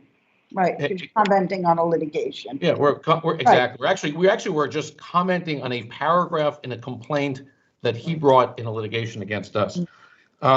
If I may, just on the PayPal issue, first is, despite counsel's focus on PayPal, this issue was actually not raised below. It was raised for the first time on appeal. So while they describe this as sort of a crucial differentiating factor of the social media context, they actually didn't even argue this below. And for that reason alone, we think that their request could be denied. But I also just want to point to one other thing, which is sort of alluded to by the court just a moment ago. The question of res judicata, and even in the two dismissal rule, the test that the Court of Appeals has laid out, like in Russell Sage College, which is actually has some similarities, is what you actually look for is, do the facts amount to essentially the same transaction? And it says the court says, we look to what factual grouping constitutes a transaction or series of transactions. We look to the time it took place, the space, the origin, and the motivation. And if I may, just real quickly, I'll say every one of those points to the fact that the distinction they're making between PayPal and Facebook and other social media outlets doesn't hold up. Why? Because if we apply that, first is it's basically the same type of conduct. What's alleged in the various actions is hacking or attacking the various websites. Does it matter? The argument that your adversary made on appeal here was that PayPal is a payment platform. It's not really social media. Should that make a difference? Well, I would argue it doesn't, because essentially it's all part of the same factual scenario. And in fact, actually, in their allegations themselves, in their pleadings, they talk about the fact that they market through these two and people pay through PayPal. It's all one. It's a transaction, if you will, or an occurrence. Imagine the alternative, which would be that each one of these would be an independent lawsuit for each area of social media. And just if we go through the factors, you see exactly what the Court of Appeals was talking about and why they would be precluded. One, is it the same type of conduct or scheme? Obviously, it's the same scheme that they're alleging. The Major League Baseball, through its investigation, hacked into these various accounts. One of the things it asked about is what's the motivation? Well, what's alleged throughout is the motivation for this, supposedly, was Major League Baseball was hacking his business in retaliation for him filing the Florida complaint. Also similar for all of those. They talk about proximity and time. What's actually interesting is all three of these incidents, Facebook, YouTube, and PayPal, took place within a month of each other in 2014. It looks to the question is, does it involve the same parties? They allege it's the same person, supposedly, who's hacking, although actually I agree with my adversary that they actually don't do a very good job at all of even indicating who it was. They talk about coming from various telephone numbers or IP addresses in New York City or in Florida. I mean, they wouldn't survive on a failure to state a claim. They just never got there. But nonetheless, is when you line up those factors, you see that it's essentially the same. And I just want to conclude on, if I may, just on one from the Court of Appeals case, they said the following. They found that successive suits by an employee of a college was barred by res judicata.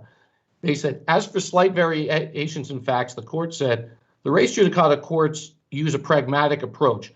Even if there are variations of the facts alleged, the separately stated causes of actions may nevertheless be grounded on the same gravamen of wrong upon which the action is brought. This holds true even when several legal theories depend on different shadings of the facts or would emphasize different elements of the facts. For what factual grouping constitutes a transaction or series of transactions depends on how the facts are related in time, space, origin, motivation. And for the reasons I think we lay out, there is no distinction between PayPal and these other social media outlets. And in fact, even the way it's pled in the second action and then even in this action shows that they're really actually grouping them together. This is after the fact, which is also why they didn't raise it below. Thank you. Mr. Golden, we're back to you. Okay, I just have a few comments. One is just to clarify something. The first action, if you look at page 475 of the record, you'll see that it was discontinued in 2014. My brief indicates that my client didn't find out about PayPal until 2016. So that I wanted to make everyone aware of that. When did the hacking allegedly occur? I believe it may have occurred in 2014, possibly, but my client didn't find out about it until 2016. And and no one has challenged that he found out about it earlier or should have found out about it earlier. He simply didn't find out about it until later. With respect to the IGF-1, this is not simply commentary about litigation. That's not what happened here. What we're talking about is we have to focus in is my client selling something which is banned. And as my papers went in depth with it, simply IGF-1 can't be banned. Eggs, meat, bacon, blueberries, they're not banned by MLB. They can't be. Why can't they be banned? I don't understand. It was a private agreement between the Players Association and MLB. They could ban whatever they want. I'm just not following why it can't be banned. Well, if it's banned, that means meat, milk, eggs, and blueberries are banned. If they agree to it, they can do it. I just am not following your argument. He's not saying he's not saying that there's a law banning it. He said that it was an agreement between MLB and the Players Association. And I'm saying, I hesitate to use the word, but there is a common sense approach. It can't be that Major League Baseball players are banned from eating a hamburger or a tuna fish sandwich. Besides that, my adversary counsel, this is Judge Gonzalez. I thought you're not making any sales to baseball players. So what difference does this make? Well, my point is that since I've never heard of a MLB player of being kicked off the league because he had a hamburger, that means that they're not, in fact, banning all forms of IGF-1. It's impossible. Besides that, my adversary has implicitly admitted it in his brief. In footnote 14, he indicates, well, it depends on the amount that's being sold. So that means IGF-1 is not per se banned. Possibly in certain cases it's banned, possibly in other cases it's not banned. But at you least they have state, your client states that there's no sales being made to baseball players. So what difference does that make to you? Well, my point is it's a logical progression, Your Honor. Is I'm trying to say that since MLB doesn't go after any players for eating a hamburger, or tuna fish sandwich, or eggs, that means they're not really banning it. And then so when they I guess you're not going to public answer my announcement question, counsel. Oh, I'm sorry. The answer is that MLB is not seriously banning it, and we know that because there's every player eats ham sandwiches and meatballs, etc. And if that's true, then they shouldn't be publicly making a statement. Well, you're selling something that even MLB bans, and then all the kids or whoever likes MLB or likes baseball wants to. Isn't that really taking this to its illogical? player. Can you hear me? Because I'm talking in the. But isn't this really taking this to its illogical conclusion? I mean, we're not talking about hamburgers. We're talking about a substance that is what's the word I'm looking for? The intensity of it. It is, it's prepared in a way so that there is an intense amount that is being given as a drug. We're not talking about hamburgers and eggs and tuna. It's sort of that's sort of nonsense. So I think your point, if I can reiterate your point, is that obviously it's not banned in all forms. It's only when it reaches a certain level of potency. And there's no that's true.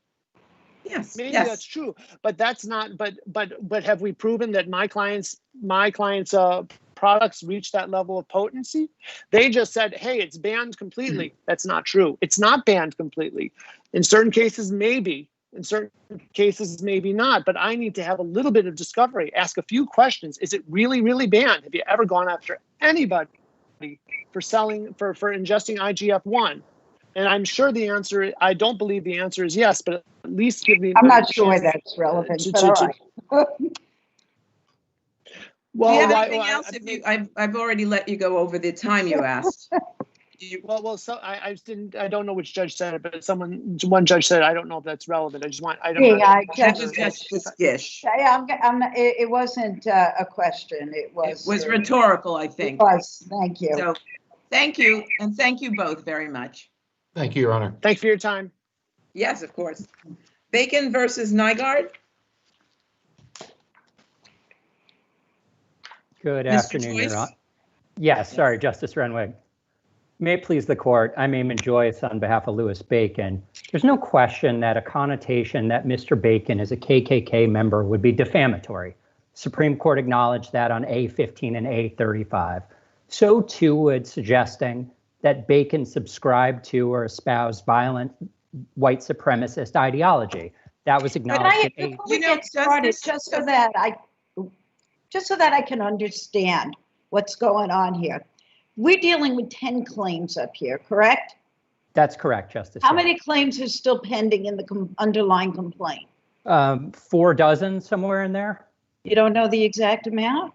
I don't. I think there were 55 statements at issue. The math is escaping me. I think there were, in the end, the ones that were additional were like 64, I think, right? 64 new statements.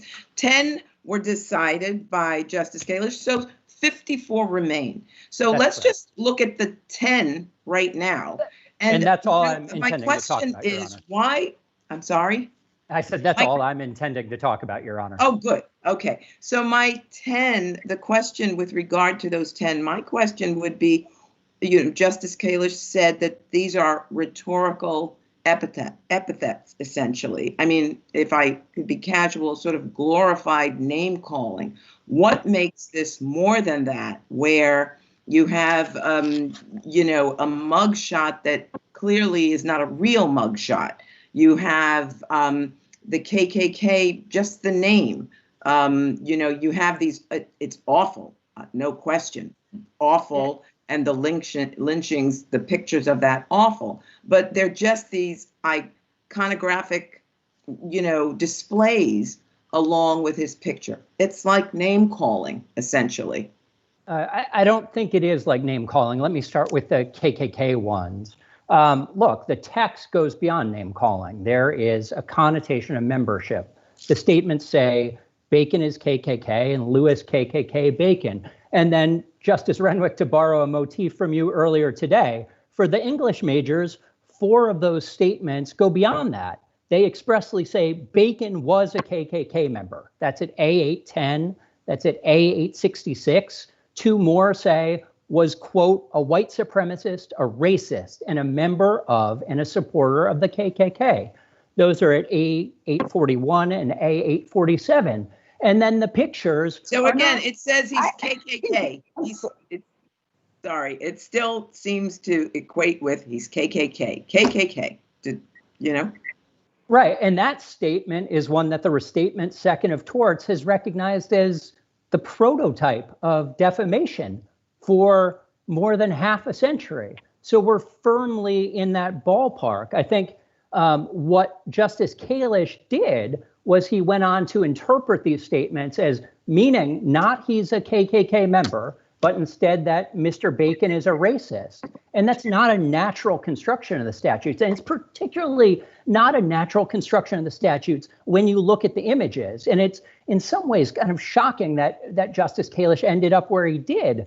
Look, if you look at A28, he says the video in that statement shows a still photo of Mr. Bacon's face, followed by photos of a lynched black man, hooded Klan members, and a burning cross. On A866, Justice Kalish said, it's a horrendous video. Nothing about it is historical. The video is capped with a request to expel Mr. Bacon. It's strongly implying that these are factual statements, not rhetorical ones. They're asking people to take action against him based on these misdeeds. And then if you look at a statement like 136. What are the misdeeds you characterize?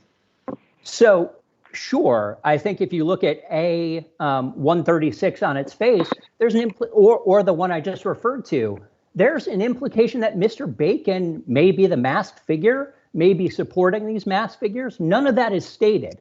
And then when you go to the text, for example, in statements 165 to 167, what it says, illustrating these again with individuals lynched in the Wilmington massacres, it accuses Mr. Bacon's forebears of being a part of that. And then it goes on to state.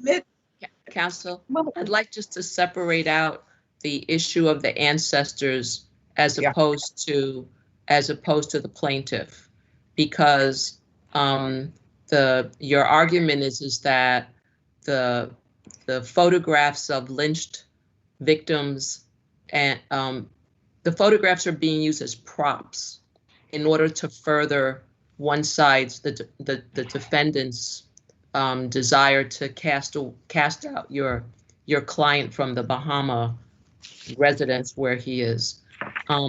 This is, I will tell you, this is deeply disturbing. Okay, it's like seriously disturbing. But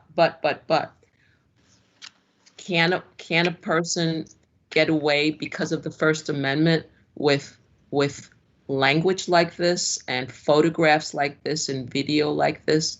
For example, say so-and-so is a Nazi and put concentration camp victims behind him. Is that something that's allowable under the First Amendment, or do you have a different take?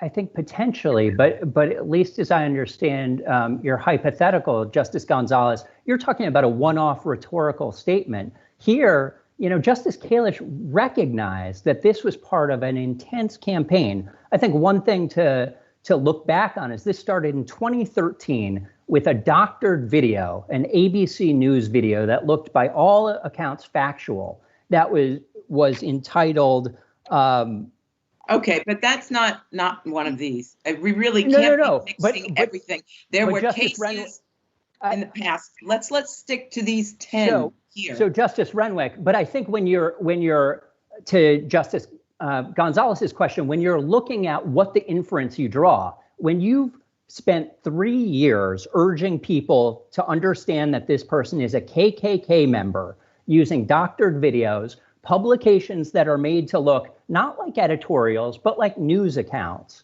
And then you end up with these statements. Davis versus Boeheim directly speaks to this. Where your skepticism seems to be, Justice Renwick, is someone might think that you should not question whether I'm skeptic or not. Don't presume to assume what I'm thinking. Fair enough. That would be a bad idea. I think in your question is, and I think in Justice Gonzalez's question, is it possible at the end of a day that a juror views these to mean just that my client is racist, something he also denies? I don't think it's possible, but even if it is, Davis versus Boeheim says that's not enough. Davis speaks clearly of this proposition, says explicitly, because a reader could interpret the statement of pure opinion, the statement is a consequence non-actionable. That was the position there. That's the position here. And Davis reversed the dismissal there.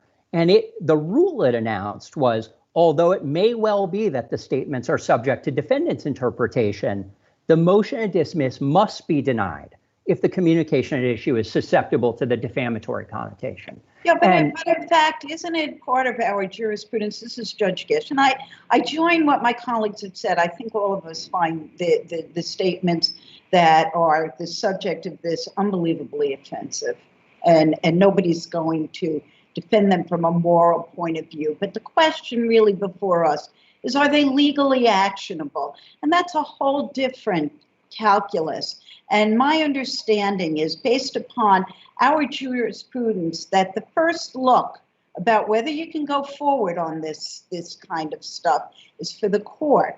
And the court makes the beginning, opening salvo. Is this defamatory or is this not?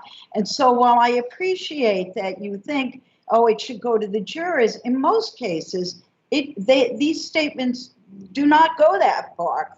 The court makes the determination, and that's something that we take very seriously, which is why you're getting the kind of questioning that you're getting is, can your defamation live side by side with the First Amendment?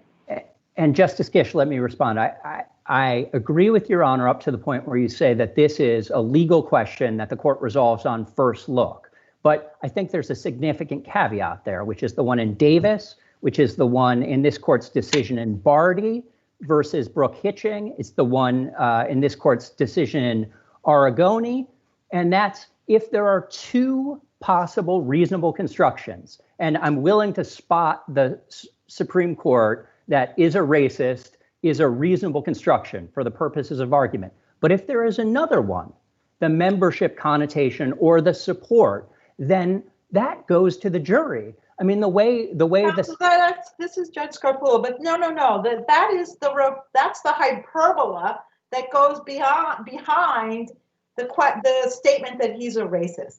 Exactly that's exactly what it is, and you can't not be allowed to call someone a racist and then have hyperbola that demonstrates that. And we might all find it offensive, but that's what the First Amendment protects. And I agree with Your Honor on that point. And certainly you have 75 other statements that have not been dismissed. So it's unclear to me why you are pressing so hard for these 10 statements. Because they're incredibly powerful statements that associate our client, not just associate, expressly say that he is a KKK member and expressly associate him with lynchings and other crimes of racial terrorism. We should be able to go to a jury on those statements. I see I'm far over my time. Yes, I have been generous with the time. Counsel, Ms. McNamara. Thank you, Your Honor. May it please the court. And I think Your Honors have properly focused on what is the sole issue before this court, which are the 10 statements and whether they are constitutionally protected opinion, even if, as Your Honors recognize, they are offensive. That is often quite the meaning of First Amendment protected speech. They can very well be highly offensive, but under the Court of Appeals analysis and multiple decisions of this court, this court's job as a question of law is to parse this on the opinion of fact dichotomy and look at whether these statements have a precise meaning, whether they can be established true or false, and most importantly, the most important factor is, do they the context in which they appear. And you cannot mesh these 10 statements together as my adversary was just suggesting. Let me ask you a question. Why isn't that context? If the statements are made repeatedly and to the same audience and of the same content, why can't you mesh them together to provide a context? Well, because, Your Honor, the evidence shows the contrary. We have the 10 statements at issue have entirely different audiences. They are not the same audience. You have a protest march on the streets of the Bahamas. You don't know who saw those signs and those protesters' T-shirts. This is not the same audience as who might be able to see the sign that was on the wharf outside Mr. Nygaard's home. That's a different audience. Counsel, this is Judge Gonzalez. Does that argument help you? We're talking about, or not we, your adversary is talking about a massive, long-lasting campaign that is unrelenting, that is, and I'm going to use the same word, props, using dead people hanging for racist reasons as background material, people walking around with Ku Klux Klan garb, actively marching. This is not one incident, but many strung together, according to the plaintiff. Can you separate all of that out and say these are isolated acts of the exercise of First Amendment privilege?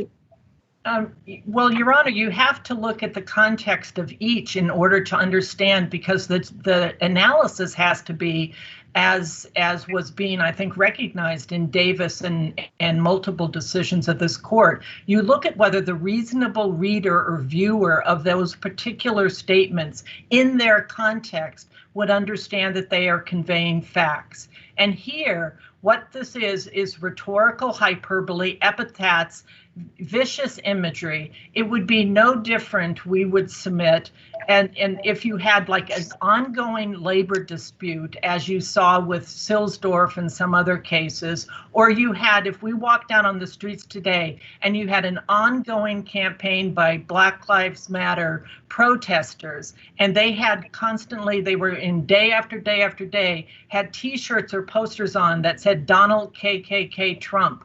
That would have the same meaning. Or you saw another protest where someone might say Nancy KGB Pelosi.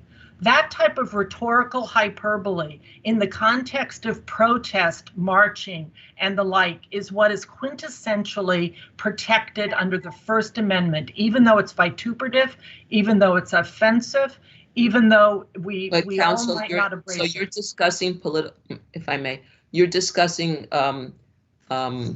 speech within a political context. This is speech exercised by a neighbor who is in a long-standing dispute with another. Does that make a difference? It doesn't. It sometimes political context is the quintessential protected area. However, this was a matter of public concern within the Bahamas. There were disputes going on, not just between these two individuals about the protection of an area of the Bahamas on whether slaves who had descended there were going to be protected. This was a highly public dispute that was being played out in the Bahamas that had significant political overtones. So that was the overarching context to much of this, not just the personal dispute between the two. But let me go to, if I may, because I think that you can break out there's 7 of these statements which are clearly protest signs, T-shirts, and what I think was already described as the obvious fake mugshots. But I want to focus on the last 3 statements, which are statements 165 through 167. It was referenced here that underlying facts in those statements in the article that attached were somehow false. It's important for this court to focus on the fact that what was challenged here in Exhibit A of the complaint, the Third Amendment complaint identifying the challenged statements, were only the two headlines. And those two headlines were in the context of an article that was expressly labeled public affairs commentators, evincing that this is going to be opinion, not statements of fact. And those two headlines were quintessential rhetorical questions, where you're saying, you know, whether Louis Bacon is a chip off the old racist KKK Moore block, referencing his ancestor who was admittedly a member of the KKK. And the other headline was Louis Bacon bears gifts to the Bahamas, a KKK Trojan horse, ? Now, what has been challenged were those headlines. The plaintiff, for the first time on appeal, has tried to inject factual false statements from the article underneath that headline. Those were never alleged in this complaint and have never been identified as false statements, as is required under 3016A of the CPLR, where you have to expressly identify what you are challenging. The plaintiff in their reply brief tries to fall back on Silsdorf, the Court of Appeals decision, arguing that a statement by the plaintiff was allowed to add into a factual challenge as to the underlying facts. But it's important, Your Honors, to distinguish Silsdorf. What happened there is that there was a motion to dismiss, and the plaintiff had filed a sworn affidavit challenging and explaining why certain statements were false. Here, however, there is no sworn affidavit by Mr. Bacon. There was only the two identified rhetorical questions that served as headlines for this expressly labeled opinion op-ed piece. And so all we have supposedly injecting these false statements of fact are counsel's arguments on appeal. And as this court has held time and again, that is insufficient to inject a question of fact in this record. So in addition to all the, the T-shirts, all the other kind of vituperative things, these last three statements are where they have tried to inject an underlying question of fact in order to make a mixed opinion argument. But it should be summarily rejected by this court for the simple reason that there is no foundation in this record consistent with 3016A, where those challenge statements were identified as being false and defamatory. They only sued over the two headlines. They are bound by their complaint, most certainly where we are on a third amended complaint, Your Honor. Thank you. Mr. Eamon, we're back. Mr. Joyce, we are back to you. You have 2 minutes. Sure. I have 3 points in rebuttal to Justice Gish's question. Why isn't that context relevant? It is. On A26, Justice Kalish said the scales tip in favor of denial, given the allegations of a complex defamatory campaign waged over several years. And he used that to deny dismissal of some statements. Why that didn't apply to the other 10 doesn't make sense to me.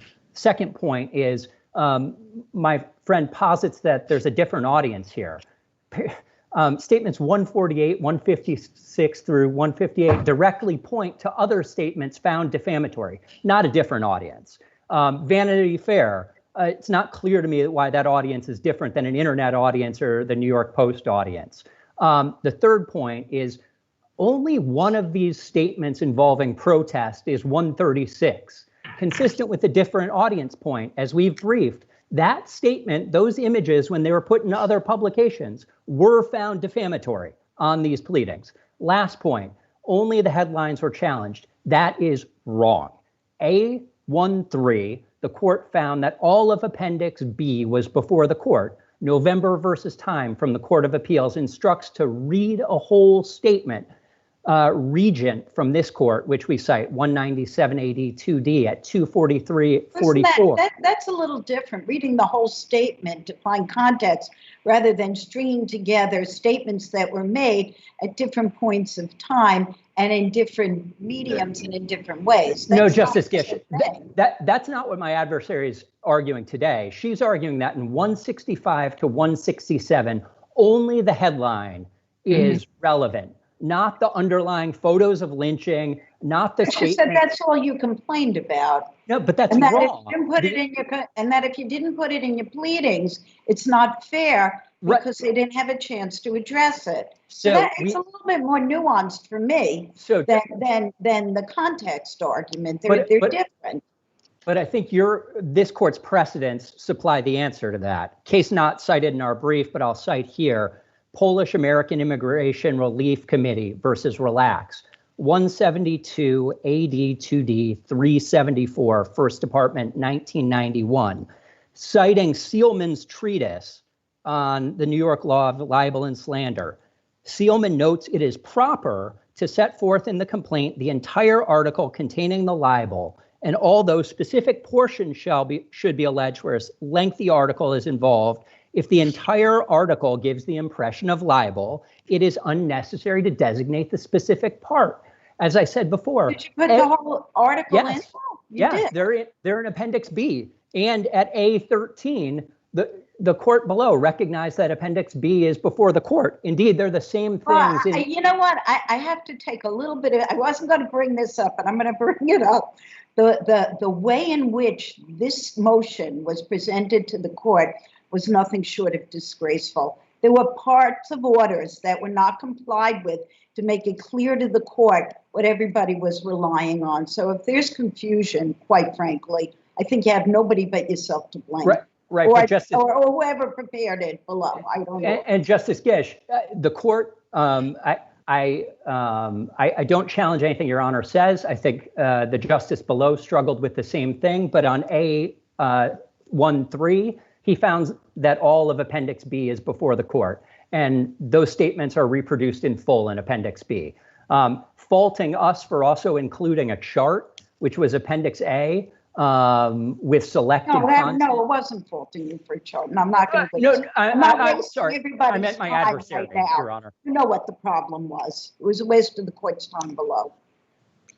Thank you. Thank you, Your Honor. Okay. Thank you both. Thank you very much. Have a good evening. You're welcome. The next case is People versus Ralph Suarez Santos. The appellant has 5 and 1 and the respondent 5. I'm recused from this case. Justice Gish will preside. Thank you. Good evening, everybody. Okay, allow me just a moment to set up the timer.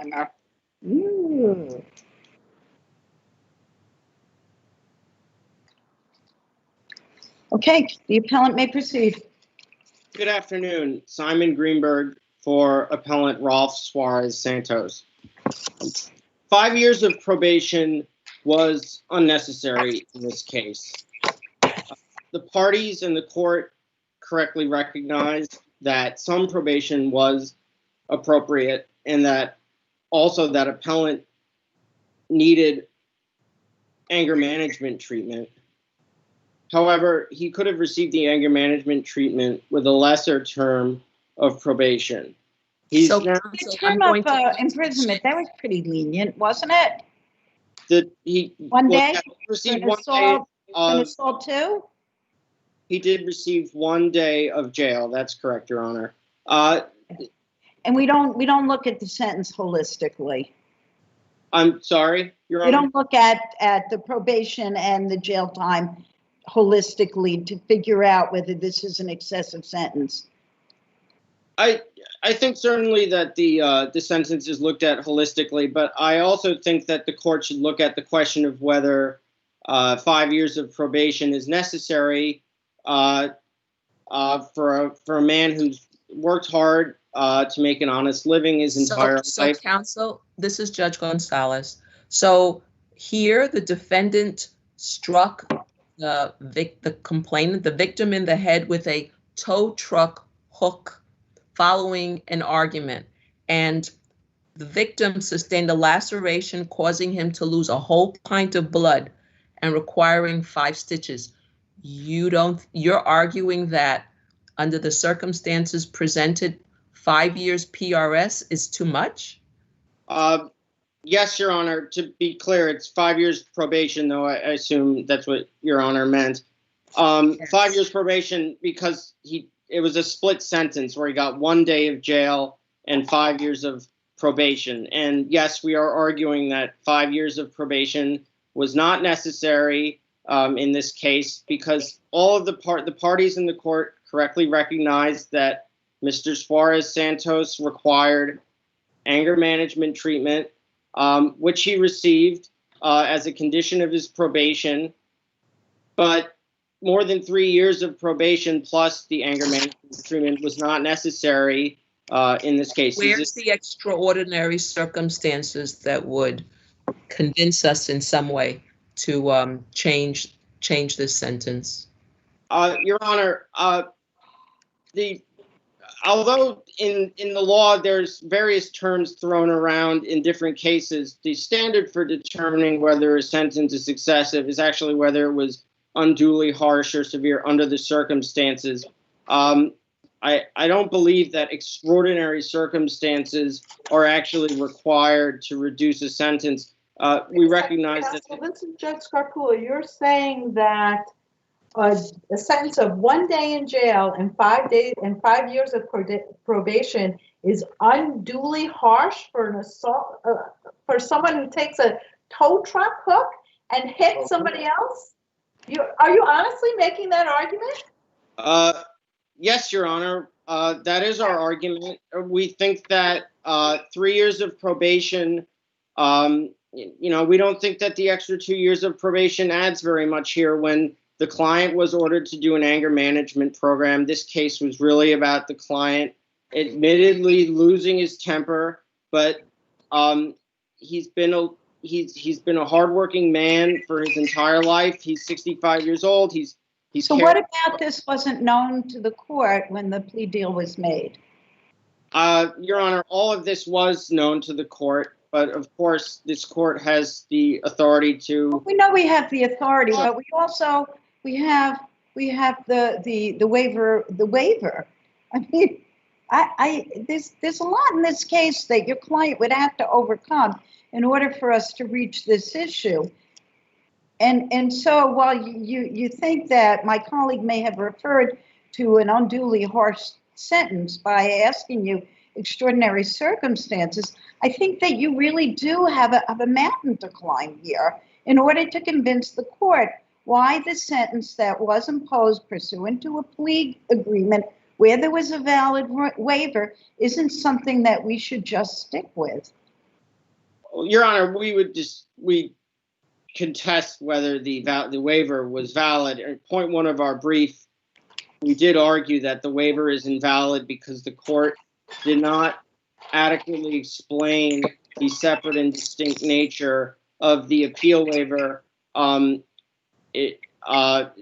the court did not adequately explain that the appeal waiver is separate and distinct from the rights automatically waived by a guilty plea pursuant to Boykin versus. And I'm going to ask you to wrap up because your time is expired, so you'll have some time on rebuttal. Can I make just a?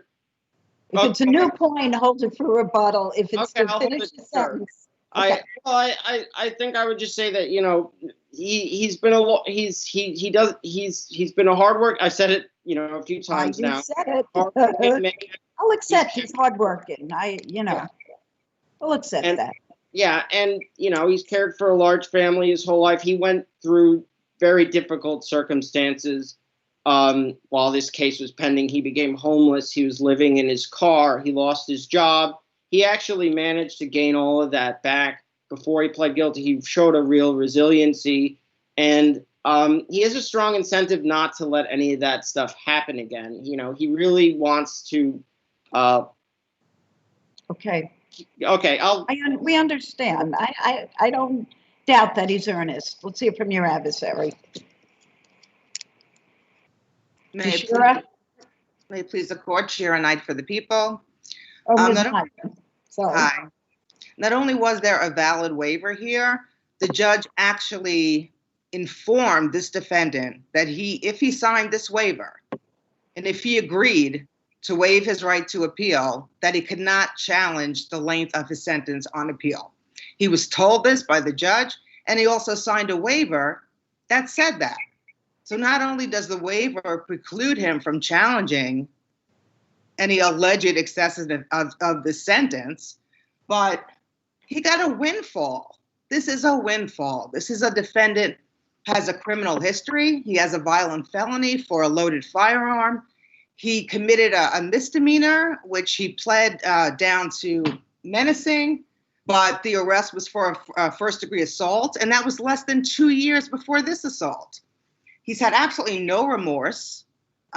He could have gotten, if he had taken this to trial, just on what he pled to, he could have gotten 2 to 7 years. So to get 1 day in jail and 5 years of probation, that's a windfall. And it is amazing that he's now asking for a further windfall from this court. And just some other points, he has no remorse at all. He hit this guy in the head with a metal tow hook, and like Justice Gonzalez said, the victim lost 5 pints of blood, 5 stitches. He has scars to this day. Let's not make it worse than it is. One. And he insists that it's the victim's fault because he put hands on them. We're nowhere in the felony complaint did it say he put hands on him. And the last thing I'm just going to wrap up with, because I know I don't have a lot of time, the Department of Probation stated in the PSA that defendant appears to have a propensity for violence and aggressive behavior and poses potential risk to public safety. So this is a matter of community safety. He's not remorseful, criminal history. He hasn't really taken any significant steps towards rehabilitation. And for all these reasons, I'm asking this court to please affirm this defendant's conviction. Thank you. Thank you. All right, Mr. Greenberg. Thank you, Your Honor. I understand I only have a minute. There are several things that my adversary said that I would like to address on rebuttal. I apologize if it goes over a little bit, but there's a few things that I'm going to give you some. I've been giving you latitude, but let's use the time constructively. Okay, I understand, Your Honor. My adversaries, and in their brief, said that my client has no remorse.